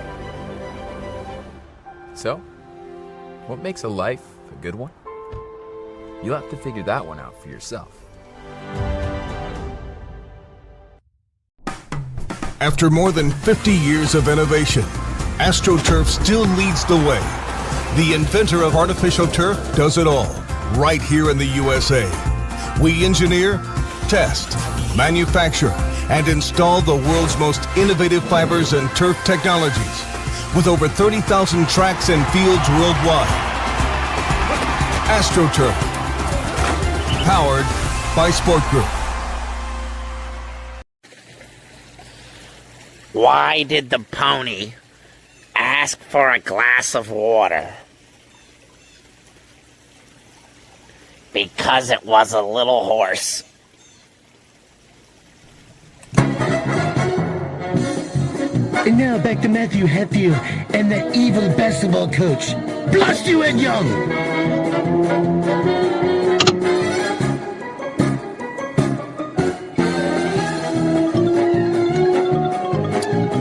And welcome you back to 757 Sports Talk. Like, share, and subscribe to Clover Sports TV with the Coach Ed Young. I am Matthew Hatfield, and I think now at this time we are joined by a special guest. She is the new girls basketball coach at Princess Anna High School in Virginia Beach. Once upon a time, starred in the Beach District at First Colonial High School and then in college at Norfolk State. We say hello and congratulations to LaDasia James. LaDasia, thanks for coming on the show. Appreciate you tuning in, and welcome to coaching now as a head coach in the 757 at one of the legendary programs, something I'm sure you probably dreamed of, huh? Yes, absolutely. Tell me about how this all came about. Now, you've been coaching at First Colonial, correct? Correct. Darnell Dozier retires. You had some battles with him when you were on the hardwood. You know how great he is. 16 state titles, 31 years. Take me through the interest and how it all went. And when you got offered the job, what went through your mind? So it started because my season, my college season ended early due to COVID in 2020. So then I got into coaching. I went back to First Colonial where, I graduated from, started coaching there, was the head JV coach for 5 years. I always knew, that I wanted to still be around basketball. So when I found out that Coach Dozier was retiring after being a JV coach for 5 years, I feel like I stayed in my ground, held it down, and then I just, once that opportunity came open, I felt like it was the perfect time for me to apply for that job. Now, more than 1,500 points in your high school career. You go on to earn some MEAC honors at Norfolk State. well-accomplished player that many in the 757 know and are excited about your opportunity here. But I want to take you through the part of when you first knew you wanted to get into coaching. Who were some of the mentors, some of the old heads, if you will? My partner's an old head, long-time coach in the area, so I'm sure it's going to make him smile. Take me through some of those that have helped instill the coaching elements in you right now. I can definitely say Coach Dozier was one of the people who have helped me, just watching his legendary success over the past couple of years. Like, he influenced me a lot. Then my head coach over at Norfolk State, who's now Auburn's head coach, Larry Vickers, he influenced me a lot of coaching, just watching how his passion and how he loves the game. And then also First Colonial's head coach, Lamort Smith. He played a big part in me, in helping me get to where I am now today, too. Chatting with LaDasia James, the new head girls basketball coach at Princess Anne High in Virginia Beach, here on 757 Sports Talk on Cova Sports TV. You got a question or a shout out to LaDasia, you can hit the chat line through YouTube, IG, Facebook, all those different platforms here on Cova Sports TV. Ed. LaDasia. Hello. Oh, God. First of all, congrats. And I'm a little flustered at you because now you just made me even older. But you just got off the courts playing, and now you're talking about graduated out of college and played, 5 years coaching already. And I'm thinking to myself, I just saw this kid play. Amazing. Absolutely amazing. Now, my next reaction would be, what in the world were you thinking of trying to come in under after the legendary, the almost the game like the PlayStation game like record of Darnell Dozier, a title basically every other year, and the year he didn't win it, he was maybe in the Final Four losing it, or he lost the championship game. Just unbelievable. A lot of coaches in our business, and I'll say it, would be like, I'm not going there. I'm not touching that. Now, I admire you because you threw your name in the ring. You did the right things. You probably killed that interview to get it. You were grilled, I bet you, hard. And now you got it. Now, in that little sense there, I know you said, well, I've been coaching 5 years. I think I'm ready. I put my name in. They selected me. But in thinking of the process right before you put your name into it, what kind of things went through your head? Did you talk to Darnell at that point? I'm thinking you talked to some of your close mentors about, hey, what do you all think? I'm thinking about doing this. How did that process go? Yes, so Coach Dozier, me and him have a great bond, like I've mentioned before. So throughout this whole process, he's been in my ear, just trying to help me, with like the interview and which way I should go about, going through the whole process. Of course, I had my self-doubts because like everyone is saying, everyone knows that this is a huge opportunity. But I felt like, if not me, then who? Like I've been around the 757. I've played the game at all levels. So I felt like I was ready. And then having his support and him push me, I feel like that just made this process 10 times easier. Well, that part, and like I would tell somebody of your age coming in there, and you made a good point. Somebody has to replace. If not you, who? Somebody got to replace him. So why not you? And if you've got to have a confidence in your own abilities. Yep. So that's not the issue. Now there are some people who thought it would be a PE person, PA person, because sometimes when you get programs like this, especially at the college level, North Carolina, we need a North Carolina guy. Michigan, we need a Michigan guy. But a lot of times those programs have stepped outside of that for that particular reason. We just want to get a different view. What PA did. The third big thing I would have to ask you is, how do you go about putting your fingerprints now on this program? And I know it's a good thing here. I want people to understand and hear this. You are good friends with Coach Dozier. You have communication with Coach Dozier. He's helped you in your career. I'm sure you gave him a few ideas along the way. So it's not like you're coming in there and saying, okay, old man, get out of the way. Here I am. It's my turn, my show. Here we go. Right. How do you put your fingerprints on this program? I think Coach Doja has made it very easy for me because he's told me, for one, that I can't be him, which is hard to do. So I just think just coming in, just being myself, not completely taking away what he's built, but trying to, navigate my way through the system my way and learning, how they have won so many championships. I feel like that's also is going to help me a lot. But just having him in my corner I feel like it's gonna work out exactly how it's supposed to. And one of the first things that I was asked when we, along with several other media outlets, shared the news of you being announced as the head coach by Principal Ryan Schubert there was, James, that last name, is she related to Isaiah James from the WNBA who played at PA? Fill the audience in because that James name has a lot of power in 757, right? That James name rings a bell around here. Yes, absolutely. Isaiah James is my first cousin. We have a really, really great bond. She's doing big things, and I'm super proud of her. Super, super proud of her. Yeah, it was thrilling to cover her, watch her. I know it gives Ed and me both goosebumps. Ed, because her late brother hit the game-winning shot to keep him from going to States, and, of course, how she played after his death in the States was one of the most legendary high school performances of all time. But how important is it to you, Ladeja, to keep that PA culture but legacy? Some of those greats and this is going to lead me into my question about, the elephant in the room. Everybody stop asking Micah Ojo, oh my goodness. But Elizabeth Williams and Isaiah James, all these different players played Division I. You've gone up against some of them. How important is it to have some of them come back and the current players and future players see what they've been able to do and keep that legacy going? I think it is very, very important to have alumni come back. Not even just the ones who went to the WNBA, just, ones that went to college, D1, D2, just to come back and give some input to the young ladies coming up. I feel like that's very important. I have some things in the work I haven't really talked to Isaiah about yet, but I threw her name out there. So I'm working on some things to get her here, to get her, back into the PA community to help some of the young girls so they can know that they can do exactly what Isaiah did coming out of PA. Like it's that easy. So I think it's going to be fun. All right, some cool, neat things in the works. I know Ed can speak this from all his different stops in the coaching circle from his days at Suffolk High and Norview, Green Run, Nance, whatever, now at Smithfield. The number of former players, Ed, we'll go to summer events all the time. You can chime in on this. That come back to you and bop you on the head or say, Coach, whatever. It's amazing because that stuff matters as people players will continue on the legacy. Ed, you know this from both boys and girls basketball. That stuff really means a big deal to the fans, the current players, the future players, and the alumni. Yes, I agree.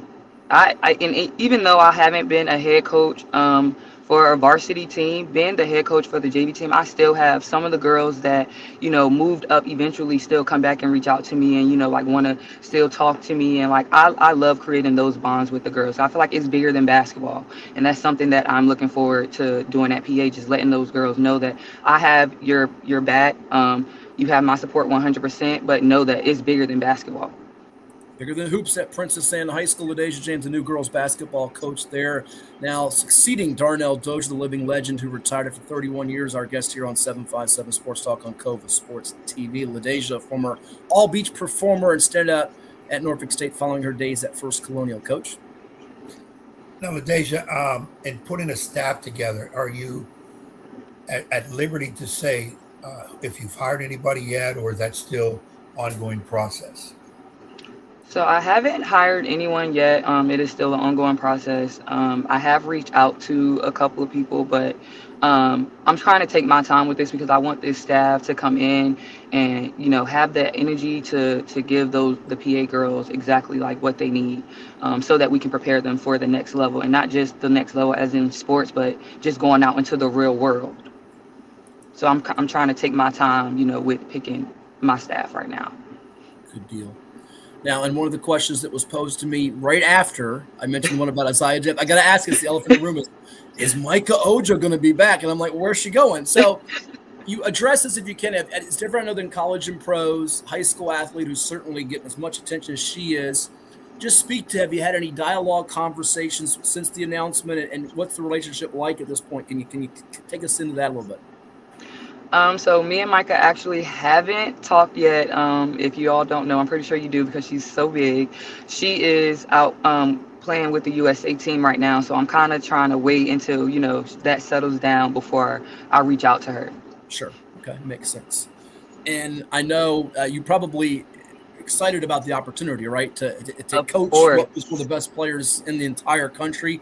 Have you watched much of her game? I'm sure you have previously. And does she remind you of anybody? Is she's as good as any high school player? I mean, you remember Elizabeth Williams. I think the funny thing, I brought it up on the show before. I remember, and former First Colonial Boys coach Mark Butts pulled me aside when she was a freshman, and he said to me, Matt, she might be as good. I'm like, no way. I watched her 3 trips on the floor, and I'm like, and Ed's going to attest this. We call her state championship games on the NFHS network.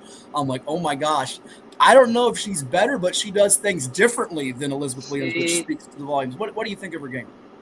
Oh, I think her game is so smooth. Like, she's a silent assassin. That's what I like to call her. Like, she's quiet with her game, but she's going to do exactly what you need her to do when you need her to do it. So I'm excited. I'm super excited to coach her this year. Awesome. Ed, final words with LaDeja? Well, LaDeja, I had asked you about, about putting your fingerprints on the program and all that too. Mm-hmm.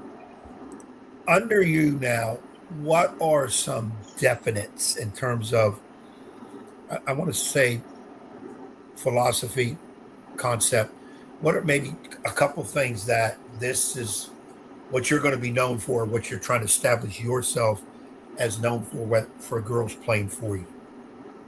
I want to be known for building young athletes up. I want to be known for everything that I was taught. I want to put back into these young ladies. So just trying to, for one, continue the legacy that Coach Dozier has built, but not only continue his legacy, I want to start my own. So, I don't want to do every single thing the way Coach Dozier did, because, again, I want to leave my mark to say, okay, she came in literally right after the legendary Coach Dozier, and she did things her way, and she still left a mark on Princess Anne High School. Really cool. LaDeja James is the new head girls basketball coach at Princess Anne High School. There she was, rocking the green and gold at Norfolk State, taking someone off the dribble against Morgan State for a hoop, I'm sure. Now giving the opportunity to coach some potential next-level athletes at Princess Anne as they try to continue their dynasty of championships there in Virginia Beach. We thank you so much for coming on the program. All the best to you moving forward, and we look forward to following and chronicling your teams here. Thank you so much. Our pleasure. And now, LaDeja, as a member of the BCAP, Basketball Coach Association of Virginia, here's his pitch. Got to get you to join. Come September, it's our new membership. We got almost 1,000 coaches, men and women across the state. So you're going to be hearing from me. Putting on Matt. Matt is on our advisory board. Get her email. Give me her phone number. I'm going to be on you, and you better join, girl, or I'm going to be outside with a signed protest in the first game. I'm telling you, I do things different. I'm just telling you. I love it. Thank you. Thank you, Coach. We wish you the best, girl, and welcome to the head coaching profession. We wish you Thank you so much. I'm super excited. We're happy for you too. LaDeja James, new head girls basketball coach at Princess Anne High in Virginia Beach. Stick around more. 757 Sports Talk is on the way. They're watching where, Edward? Right here on Kova Sports TV. Now this from those who help make it possible. Stay tuned. For any athlete, making it to the top sometimes comes with a few steps back. That's why parents count on CHKD Sports Medicine, advanced diagnostics, treatment, and rehabilitation for sports injuries, just for young athletes like yours. With convenient locations across Hampton Roads and a whole team of experts here to keep your favorite player at the top of their game. CHKD Sports Medicine. Learn more at chkd.org or call the CHKD Sports Injury Hotline. Kova Painting. We don't just paint, we transform spaces. Visit kovapainting.com or call 757-550-7357 and mention the Sportsplex for 10% off of projects over $1,000. What's up at DQ? Oh, just the best deal ever! The $7 Bacon Cheeseburger Meal Deal. Bacon cheeseburger for a limited time, plus fries, drink, and a sundae. Yeah, this is not the time to be modest. It's all full size for just $7. And there's bacon on that burger. The $7 Bacon Cheeseburger Meal Deal. Now, for a limited time on the $7 Meal Deal lineup. Only at DQ. Happy tastes good. What does happiness mean to you? Being in the ocean with you, watching you catch super fun waves. In Virginia Beach, happiness is breaking barriers and savoring the sunshine. I couldn't pick a better place or a better person to be with. This is what makes me happy. Happiness is going all out. And taking it all in. Here, happiness is whatever you make it. Find yours in Virginia Beach.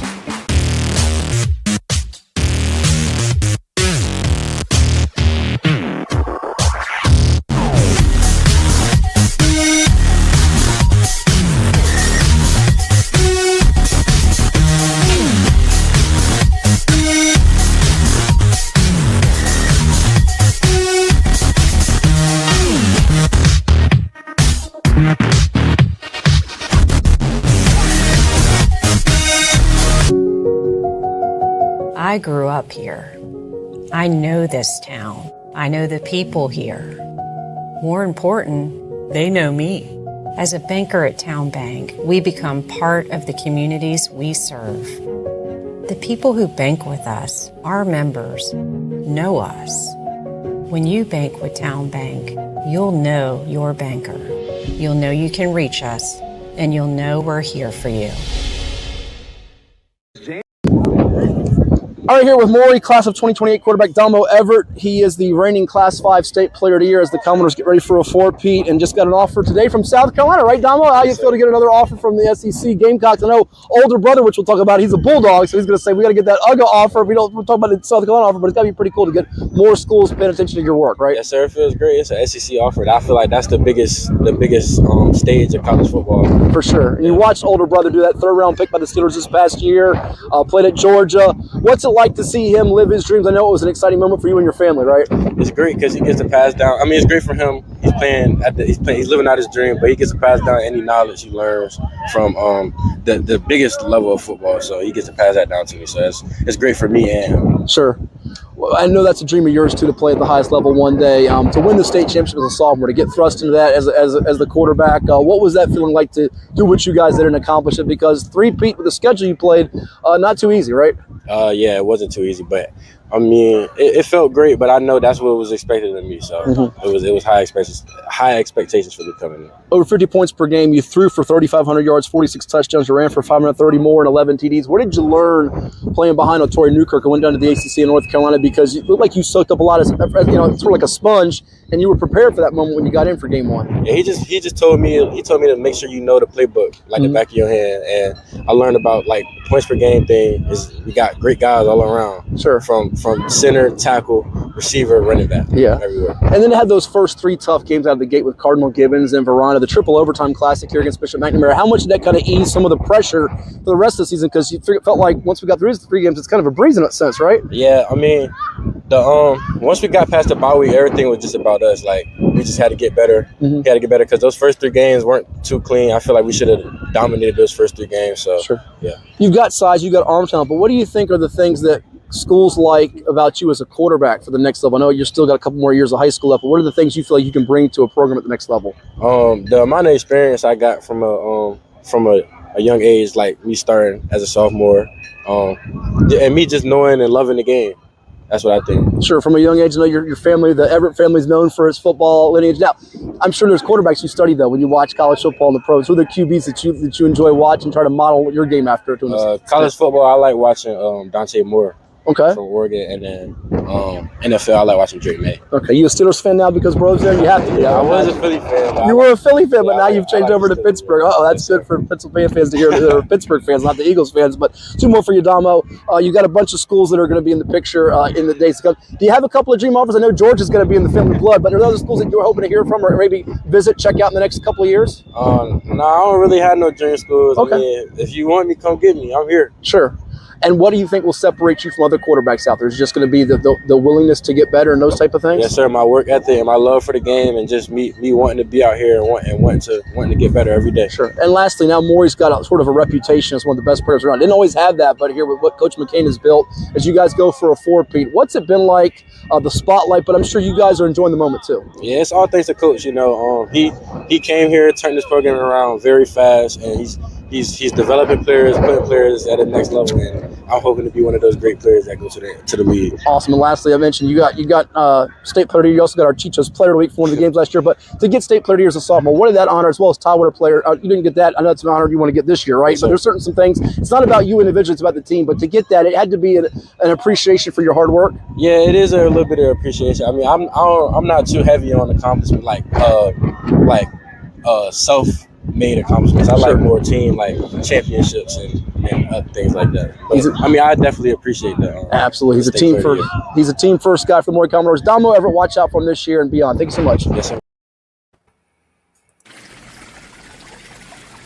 Joke time. What did the triangle say to the circle?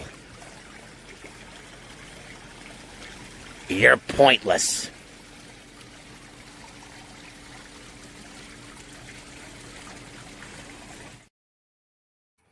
And we're back here on 757 Sports Talk. Domo Everette, you heard from moments ago of the Maury Commodores state champions 3 years running. Their schedule now scrolling across our ticker as they've got Mallard Creek on August 28th, which, believe it or not, Ed, is only 1, 2, 3, 4, 5, 6, 7 weeks away. It's going to be here before you know it. High school football is coming fast and furious. They replaced Cardinal Gibbons, the one blemish on the slate. Then they host Varina, go to McNamara. Remember, that was a triple overtime game last year, won by kicker Charlie McCoy, who this Hatfield had to interview. And by the way, congrats to Charlie on his commitment to VMI.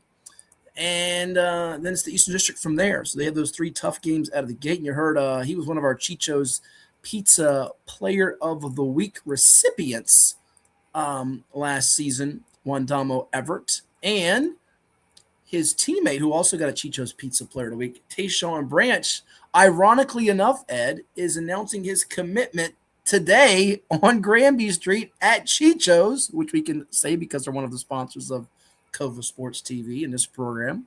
And we do give out our Chicho's Player of the Week during the season. He's going to make his choice today. So we'll find out where Tayshawn Branch is going. He's got a slew of schools recruiting him, from Temple to Buffalo to name them all in between. Go ahead. You got a prediction again? I was going to say any Virginia schools.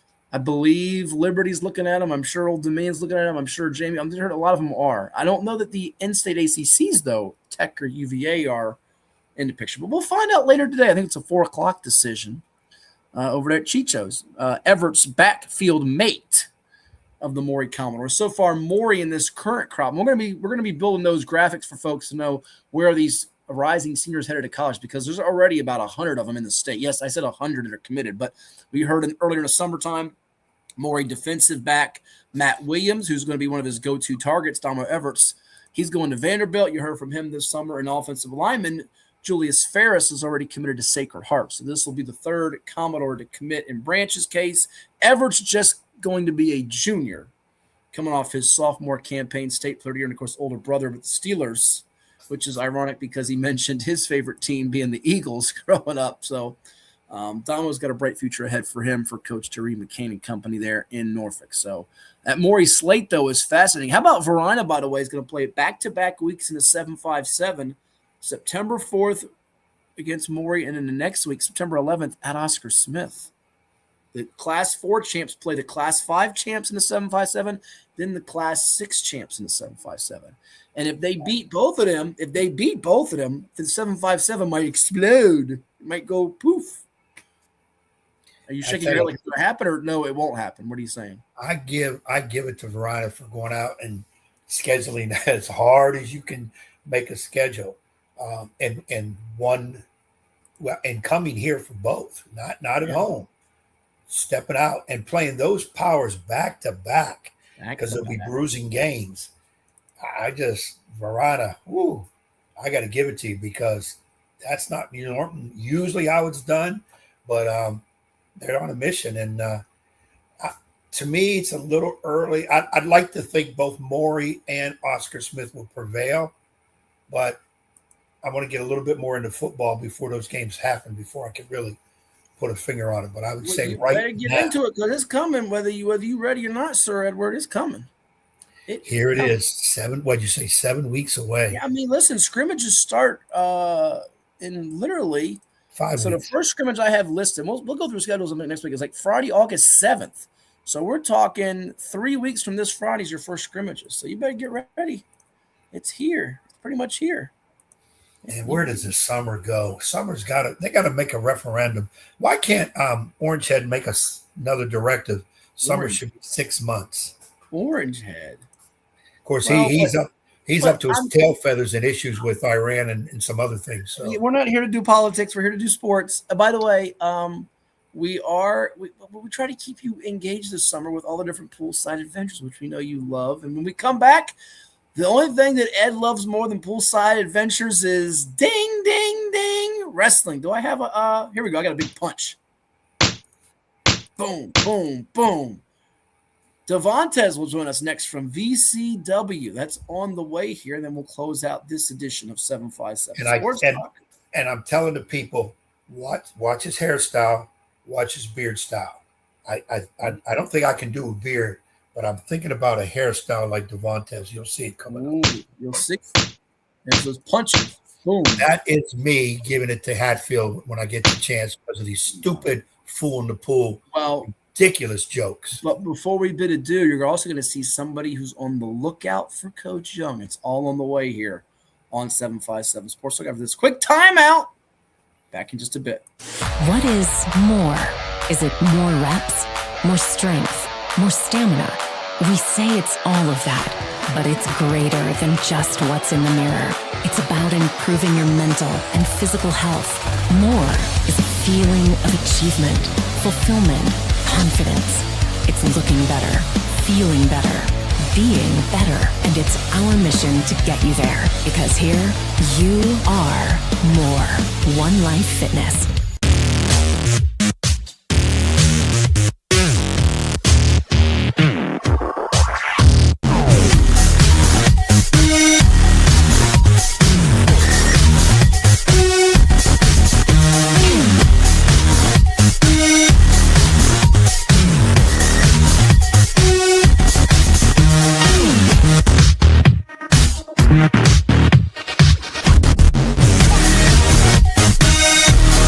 It's 757 Saturday Sports Talk with Matt Hatfield and the one and only Coach Ed Young, every Saturday morning at 10 a.m. on Cova Sports TV.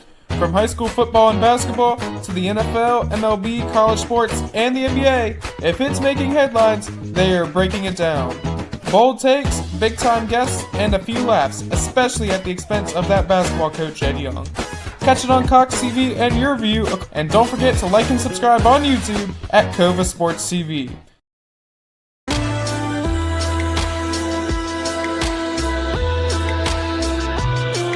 This is 757 Saturday Sports Talk. Here are Matt Hatfield and Coach Ed Young.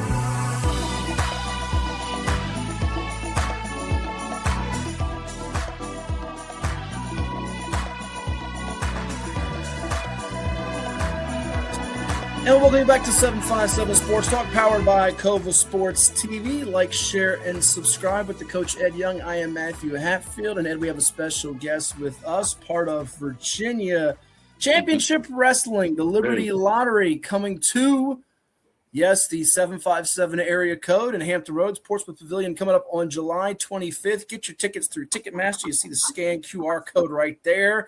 As our guest, Devantes, will be the challenger for the Virginia Heavyweight Championship against Rex Lawless, coming up with VCW. We are delighted to be joined by Devantes, Chris Aquilla, his real name. Chris, thanks for stopping by. How's life treating you?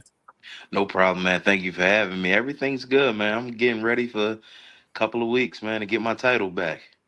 Yep, it's the 19th annual Liberty Lottery, as we mentioned, biggest independent pro wrestling event in Virginia. And let's start off introducing you to the audience. How did you get involved in the sport of wrestling? When did the love for it first start? And what led you to VCW? I'm just like any typical fan, you know, I grew up watching wrestling. Believe it or not, I never had any dreams to become a wrestler. I kind of just fell into it. It was a flyer on my car one day. It was like a free workshop to come and to wrestle. And I just got bit by the bug when I got in there. So you got bit by the bug. So I'm doing a little bit of digging on your bio. I don't know a ton, so you're going to fill us in on some of the gaps here, but understand that you're from Philadelphia, right? Yep, Philadelphia, PA. and you have a neat nickname. It is the Hoss of Hosses. Tell us how you got that nickname and how you became Devantes. It was two things. My grandfather used to call me and my brother Hoss because we were like bigger or husky or whatever. And then Triple H had like the King of Kings in the 2000s. So I kind of just played on that and created the Hoss of Hosses. All right, good deal. And how about Philadelphia? I mean, we hear about the city of brotherly love and all the different sports fanatics there are there. And you can tell us about other sports that you kind of grew up loving or watching or don't love or watch too much of. But with wrestling, is it a big deal in your hometown? Is wrestling a big deal in our hometown? Yeah. Yeah, I mean, you still got the closet wrestling fans, who won't admit that they still watch wrestling. But as far as the wrestling scene, it's a real big with independents around here. Obviously, we got the ECW arena that a lot of shows still run out here. So, yeah, it's still a big thing. Part of Liberty Lottery coming up, Portsmouth Pavillion. So many great stars going to be involved in this, including Devantes, Chris Aquilla, our guest here on 757 Sports Talk, powered by Cova Sports TV, Ed. Well, Devantes, we're great you came on. Give us some time getting ready for this big, which I would call VCW's WrestleMania, so to speak. This is the big thing for you guys. Yes. But let's play it off of what Matt asked you. I'm a Pennsylvania guy now. I'm more out west near Pittsburgh, a little town called Clearfield. You probably never heard of it. Near State College, Altoona. Most people, when you say Pennsylvania, it's either Pittsburgh or Philly. Yeah. And that's it. That's all they really know. But what high school did you go to? I went to Saul High School in Philadelphia. It's an agricultural school, dealt with like farm, animals and plants and architect landscape and things like that. Did you play any sports in high school? Yeah, I played basketball. I played basketball a little bit. They didn't have a football team, so I played a little bit of baseball as well, but I really enjoy basketball. He strikes me as that bruiser in the post, Ed, that you could have used back in your heyday when you was playing the high-low game you like to run. Yeah. Devantes, I'm a long-time still-in basketball coach. I can use an inside player right now. We're hurting on size. Speaking of size, what do you bill yourself at now, height and weight-wise? So height, I'm 5'8", but weight-wise, I'm 235. And I know I've seen you wrestle, and you are what I would classify, you're not an aerialist, you're a power guy. Mm-hmm. Am I correct? I can do a little bit of both, but more so power, yep. Yeah, that's what I figure. I mean, I don't see you doing the triple salt, swanton bombs off the top rope or the top of the cage like some of them the crazies do up there. I don't understand all that. Not me. Now, as you get ready, these last, sometimes we've interviewed many wrestlers on here. We're going to be doing one of the guys well, George Pontus, who is now the evil manager. We got to try to keep him in his place. Yeah, I'll ask you about him in a second. But what do you do in these coming weeks, right before this big matchup that you have in the Liberty Lottery? You do a lot of cardio. A lot of cardio is a big difference between wrestling inside and wrestling outside. I could tell you that dealing with the elements is a little harder. Rex is a bigger guy. I'm used to being in the ring with guys a little smaller than me, but Rex is bigger. So cardio, just making sure you're keeping your endurance up. Now, when you mention inside outside, for people who don't know, a lot of times everything's, under one roof, but you're going to be outside at the Portsmouth Pavillion. They're going to turn it into second time ever, going to turn it into a wrestle stage. This is like I say, people, you need to get out and see this. If you've never seen wrestling, we always hear WWE and AEW and all that. Me personally, I love the independents. Yeah. I think you guys work your butts off unbelievable. I see the work ethic because I sit up close. I don't take any seats in the back, even though all the seats there are tremendous. Yeah, right. And you don't have to pay $900 because I'm cheap. I'm not paying that kind of money. So I understand. I've got friends in low places that will take care of me. Hint, hint, George Pontus, I hope you're listening. If you still call me friend. But when you mentioned in Rex Lawless, a bigger guy now, people got to understand this ain't like high school and college where You wrestle for 3 minutes, a little break, wrestle for 3 minutes. You go until there's a winner. Yes. Period. Yes. Rex Lawless, if I'm not mistaken, is about 6'6", 6'7", and about 300 pounds. He's so a you got to big move dude. him around. Yep. Now, you have faced him before. How have you done against him in the past? Disqualification, and then the triple threat last year at the Pavilion. He picked up the victory. He beat me in Boer. I got to give him his credit.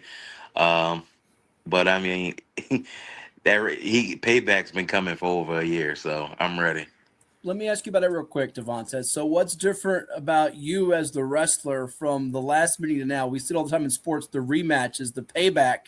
It can be a you-know-what. What's different in terms of you as a wrestler, the approach? What would you say is going to be different this time around? I mean, it's a one-on-one this time. I mean, last time Boer was in the match, and so I had to worry about two guys, two extraordinary talents.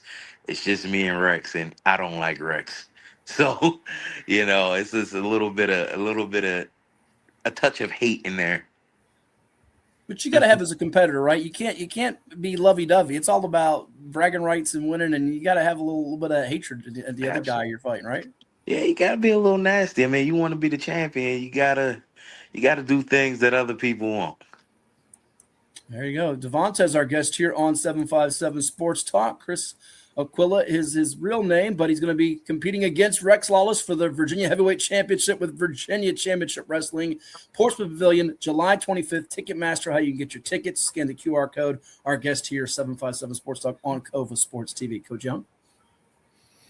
And now also, Devantes, we hear in wrestling, as we kind of do some inside stuff here, the heel, who the crowd boos and hates and cheers.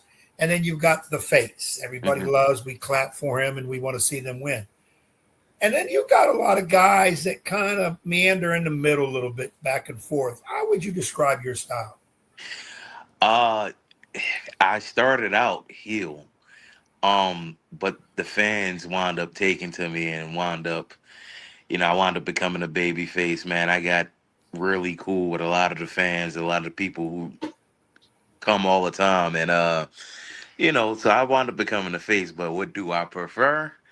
I prefer to be a heel. And it's tough in wrestling. And we've seen other guys who try to make fun of the crowd, mock people.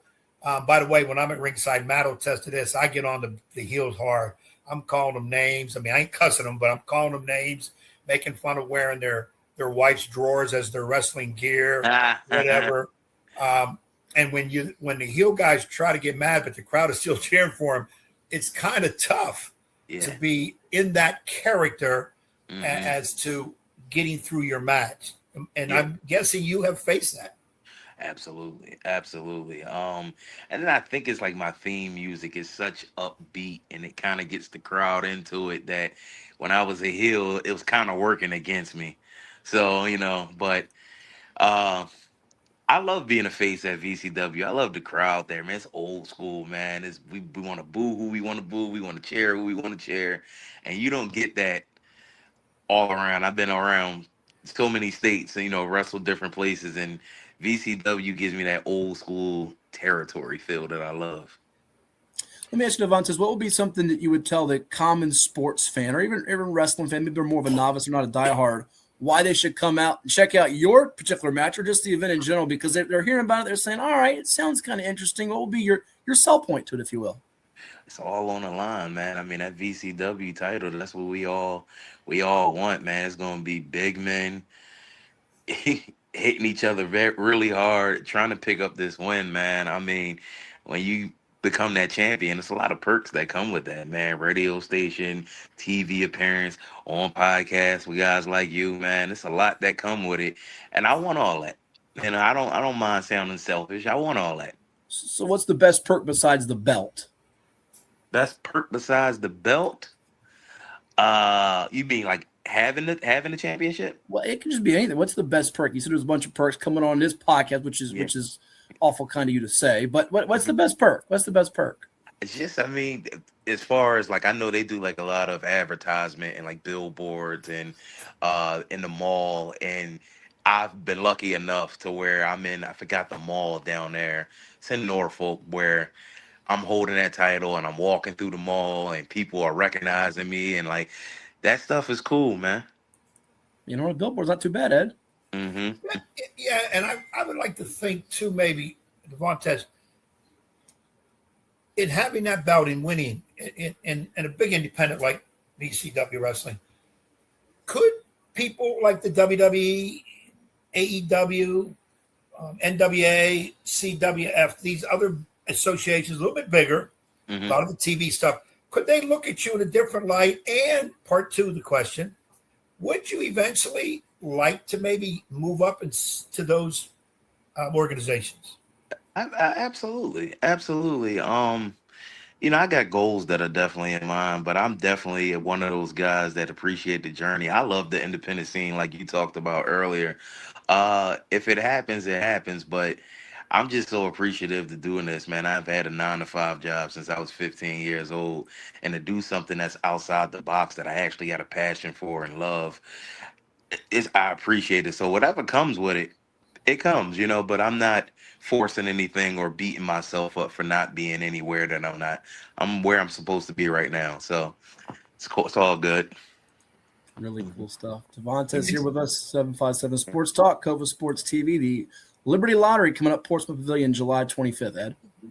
And my question, a side question with that too, besides Virginia Championship Wrestling, are there any of the other independents that you have a working relationship with that you're allowed to go in there, or is that strictly under contract to VCW? As far as wrestle for other promotions? Yes. Man, I can wrestle for other promotions. I wrestle almost every weekend. But VCW is my primary. So if I got another booking that wants to book me that week, I'm always going to choose VCW first. Any crowds stick out of the places you've been to? Certainly, I imagine Hampton Roads, the 757, you'll get the Portsmouth Pavilion is going to be all, if not at the top of the list, among the top of the list, but any couple of places you can shout out or say, man, that place was either crazy, great, or man, that place was somewhere I would never want to go again. I've wrestled in all types of venues, some that are a little rowdy, might not be kid appropriate. Right. I love those too. But I would say VCW's at the top of the list. Definitely. It's another one, Power Pro Lucha. I wrestle in Philly because I came out of that school in Philly, so they know us, and it's rowdy, but I would take VCW number one. There you go, Devantes, I got to ask you, a lot of people look at pro wrestling side-eye. It's scripted. It's some use a crazy word, and I'm not using it because I'm not getting beat up. Fake, whatever. Mm-hmm. How do we know, we've seen it up close, I've heard of it, I've had some people involved in pro wrestling. The injuries are not fake or scripted. Mm-hmm. Some people have nearly lost lives because of injuries, paralyzed because of injuries. Things do go wrong. How do you address those people that are side-eyed and, oh, yeah, here we go, one of these pro wrestling dudes? Because I'm sure with your look, your power looking at, and if you're walking through the mall with a belt, you're going to hear different things, or they're just going to ask you straight up. How do you answer that? I mean, it's predetermined. I won't deny that, but I think the offense is when they use that F word because, one, the injuries aren't fake, the medical bills aren't fake, the PT isn't fake, So I think that's where the offense comes in. And the work that you have to put in to even get into the ring and have matches and the training, like people who say that could never last wrestling training. Wrestling training outside of boxing is one of the hardest things, and I did both of them. Is one of the hardest things to do to physically get yourself in shape. And a lot of these wrestling schools, they train you right.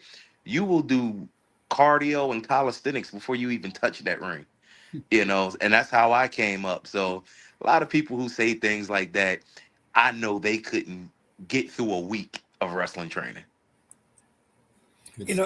When I always tell this story, when I was in college, one of our college professors, Ken Cox, who was our also wrestling coach at Lock Haven University, and when he was at Washington State, he had some guys come through his program that went on to become pros. Mm-hmm. And I can't give you names right now. Off the top of my head, it's been a while ago.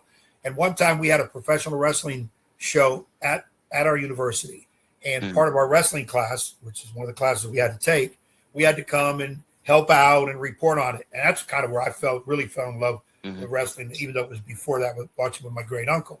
But they had a ring set up. And me being a little smart ass, I thought, I'm going to do this. I saw guys go up and they run the ropes. I said, I'm going to go ahead and run the ropes and bounce off. I hit that first rope, shot off to the other side, went flying through, hit my head on the first, went right over the top, didn't realize how high it was, hit them chairs, and they said I was probably knocked out for about a minute. Wow. And you didn't ever see me get near a wrestling ring ever again. And you talk about the calisthenics and the work, I couldn't even run the ropes. Man, it's a lot tougher than people think, man. You definitely gotta put the work in, man, and treat it serious, man, because people can get hurt, as you said earlier. So yeah, nothing to play around with for sure. We'll get you on this. We thank you so much for coming on the program. Anything you want to shout out to your fans about the match coming up, or just in general, or even to your opponent here, the one that you're challenging here? Anything you want to put out there? Rex has been a thorn in my side for the past year, and I waited gracefully, patiently, waiting for my rematch. I'm finally getting it. I am coming to take my title, the same title he took from me in the same venue last year. I'm coming to get my title back by any means necessary. That's right. He's going to go get it. He wants revenge. It's like when you watch those Rocky movies, Ed, and Rocky lost to Clubber Lang, and he got him back in the rematch. He's coming to get him. You got that right. You mentioned Clubber Lang, and I'm thinking Devantes. I'm trying to think. You can pass for a cousin of Clubber Lang. For sure. Let me tell you something. I hear that every day. Every day. You know it. I committed to the look. So, like, my everyday life, I get it every day. Next time we get you on, I'm going to show you my Mr. T in your pocket I got. And I'll have to give it. Maybe I'll bring it to you at the match day. You can use the Mr. T in your pocket. Yeah, I want to see it. That always puts me to shame with the thing, yeah. And the last thing I have to say, I can see why people really are getting into you. It either has to be the hairstyle, which I wish I could get mine like that, and the beard, because the beard says it all. It's going every which way but loose. So it's got to be one of those two things why the people are into you. I offer my congrats to you early, because when you take that title, I'm hoping to be there ringside. I want to get one of those pictures with you. Absolutely. Let me hold the belt for like 10 seconds. So it'll help my real estate. Yeah, that's perfect. And you see over here, there's a podcast belt I got over here. That's when I whooped this knucklehead in 13 seconds. So I got that belt easy. Hey, that's all right. I got it right here. Here's the Mr. T in your pocket. Don't make me mad. There you go. I'll let you borrow Devantes coming up in a few weeks. Thank you so much for coming on again. The Liberty Lottery, Portsmouth Pavillion, July 25th. Tickets available on Ticketmaster. Scan that QR code. Part of a great card. Devantes taking on Rex Lawless. You see others that are going to be involved, like Mark Miro and Shotzi, and the list goes on. And you see Devantes up there as well as he goes for the belt. We appreciate you coming on the program. All the best to you later this month, and we'll talk to you down the road. I'm having a problem hearing you guys. I can't hear you. Oh, you don't have us? That's all right. Do you hear us now at all, Devantes? We'll see if we can calibrate him up here for a second, get him back on here. For some reason, he lost some of the audio. You got us, Devantes? You got us? I can't hear you guys. All right, he's lost some of the audio, but we appreciate you coming on the program. And for some reason, he's having trouble with the audio. But we're going to take a timeout, and more coming up here on 757 Sports Talk. You're watching on Kova Sports TV. Welcome to the most honest commercial you'll ever see. And as you can see, me and you are both having trouble starting to talk. Yep. I mean, this is something that you're breathing in every day. Yeah, like 50% of the air in the house? Yes, sir. Yes, sir. Is coming from down here. Yes, sir. How's your crawl space looking? You say we're going to be here a while. Yes, sir. All right, let's get busy. Get a free and honest inspection with JES Foundation Repair, a groundwork. Authentic Italian cuisine can be found in just one place in Hampton Roads, Il Giardino Ristorante in Virginia Beach. Il Giardino offers veal, seafood, chicken, pasta, vegetarian, and pizza creations. Add the sounds of the piano bar and lounge, and it's no wonder Il Giardino is such a popular local spot. Open daily at 5 p.m. Joke time, ladies and gents. And we want to know today, what do you call an angry carrot?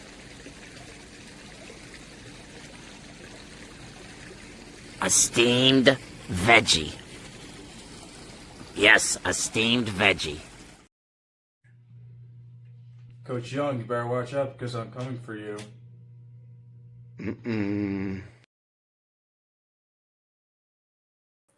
Uh-oh. I don't know what's more scary. The dumb jokes. It made no sense. A steamed veggie. You don't get it? A steamed veggie. Good morning to Bob Lanham. We love Sideline Bob tuning in. I bet Bob got the joke.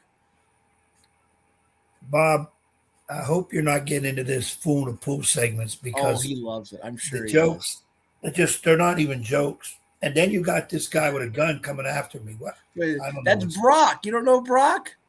Brock, look at his Brock There he is. Coach Young, you better watch out because I'm coming for you. Coming for you. You better watch out. Look, Bob got it. Thank you, Bob. Ed's the only one. He's in the dark. You know, I can see if a steamed vegetable, but not a steamed vegetable. Well, we had the Drizzly Bear earlier. If you missed that, you could go back on the YouTube and scan through it. Now, see what? Bob, when the show's over, is going to go back and watch all the other poolside adventures we had today. In addition to, if you're just tuning in now like Bob is, perhaps you missed our conversations with Devantes, Chris Aquilla from Virginia Championship Wrestling. You missed LaDeja James, new girls basketball coach at Princess Anne High School, who's now succeeding the legendary Darnell Dozier. You missed Maury quarterback Domo Everette. And you missed Chris Clarey, who's live at Wimbledon as Mohova and Nuskova are underway. The all-Czech women's final. It's literally in the first game of the first set, so we can watch the rest of that. I got to jet off to do some field hockey, USA Field Hockey today at the Regional Training Center. But before we bid adieu, maybe Bob will like this too. You know, I got to thinking, your team won its first game against the Nats today. My team won its first game against the Dodgers. How about we put something on the line for this? If the D-backs take more games against the Dodgers than the Yankees take against the Nats, I get to have someone throw you in the pool. But if the Yankees take more games against the Nats than the D-backs take against the Dodgers, you can have someone throw me in the pool. How's that sound to you? Well, first of all, you're already in the pool. So that's not a good bet. You're already in the pool. Why do you say such a thing? Because you're in the pool. I'm not in the pool. I'm sitting here in my studio with the sun glaring in, which is why my face has got so much sun on it right now. They both play today and tomorrow. Then it's All-Star break time. Do you need the pitching matchups to make this happen here? You probably do. Ohtani's not pitching. He played last night, but he's not pitching. That's right, which we're cool with. That's going to help you a lot. That's some good OJ. Oh, good OJ, man. Wipe yourself off. It's good water. Stuff. Good water. Nobody wants to watch you drink OJ. We got to get a sponsorship, OJ sponsorship, so I can drink more orange juice on the show. Well, the Yankees today have Schlittler on the mound against Poulin, who's 3-0 with a 2.83 ERA. As for my D-backs tonight, it's Brandon Pfaadt against Yamamoto. And tomorrow, it's Zach Gallen, who's terrible on the road, against Bodie Sheehan, who's 4-6. I'm sorry, not Bodie Sheehan, Emmett Sheehan for the Dodgers. While your Bronx Bombers have Will Warren against TBA. I think we should definitely put this pool thing on the line here. That's my opinion. I think the Dodgers take these two. Oh, so wow. It'll be 2-1 Dodgers, and I think the Yanks get the Nats either today or tomorrow, make it 2-1 Yankees. Ohtani is hurt, Bob, but he is playing still. So you explain that. I think he's not faking it, to be honest with you. He wants to get the All-Star game off is what he's doing. I think he's faking. I'm sorry, I said it. Yeah, I said it out loud. I thought I heard he will not perform the All-Star game. He's getting his knee checked. Hey, Ohtani, if you've been watching the ticker this morning, which is now scrolling it, will have his left knee drained tomorrow to relieve continued irritation, and that's that. So, and I think he should have a drain and stop being continued irritating me and my team, hitting home runs to start off games. But that's going to do it for this episode of 757 Sports Talk. We thank all of you for tuning in. Thank you, Bob Eggers and me. That's right. He's a smart guy. For Bob and all of you interactors and Woody and all the people out there and the Coach Ed Young, I'm Matthew Hatfield saying, so long, farewell, until we meet again. And oh, by the way, we leave you with Ed's favorite thing. Poolside. Have a great weekend, everybody. Alrighty, we're back with joke time. What do you call a crab that never shares its toys? Shellfish. And as you can see, the crab shack has been boarded up.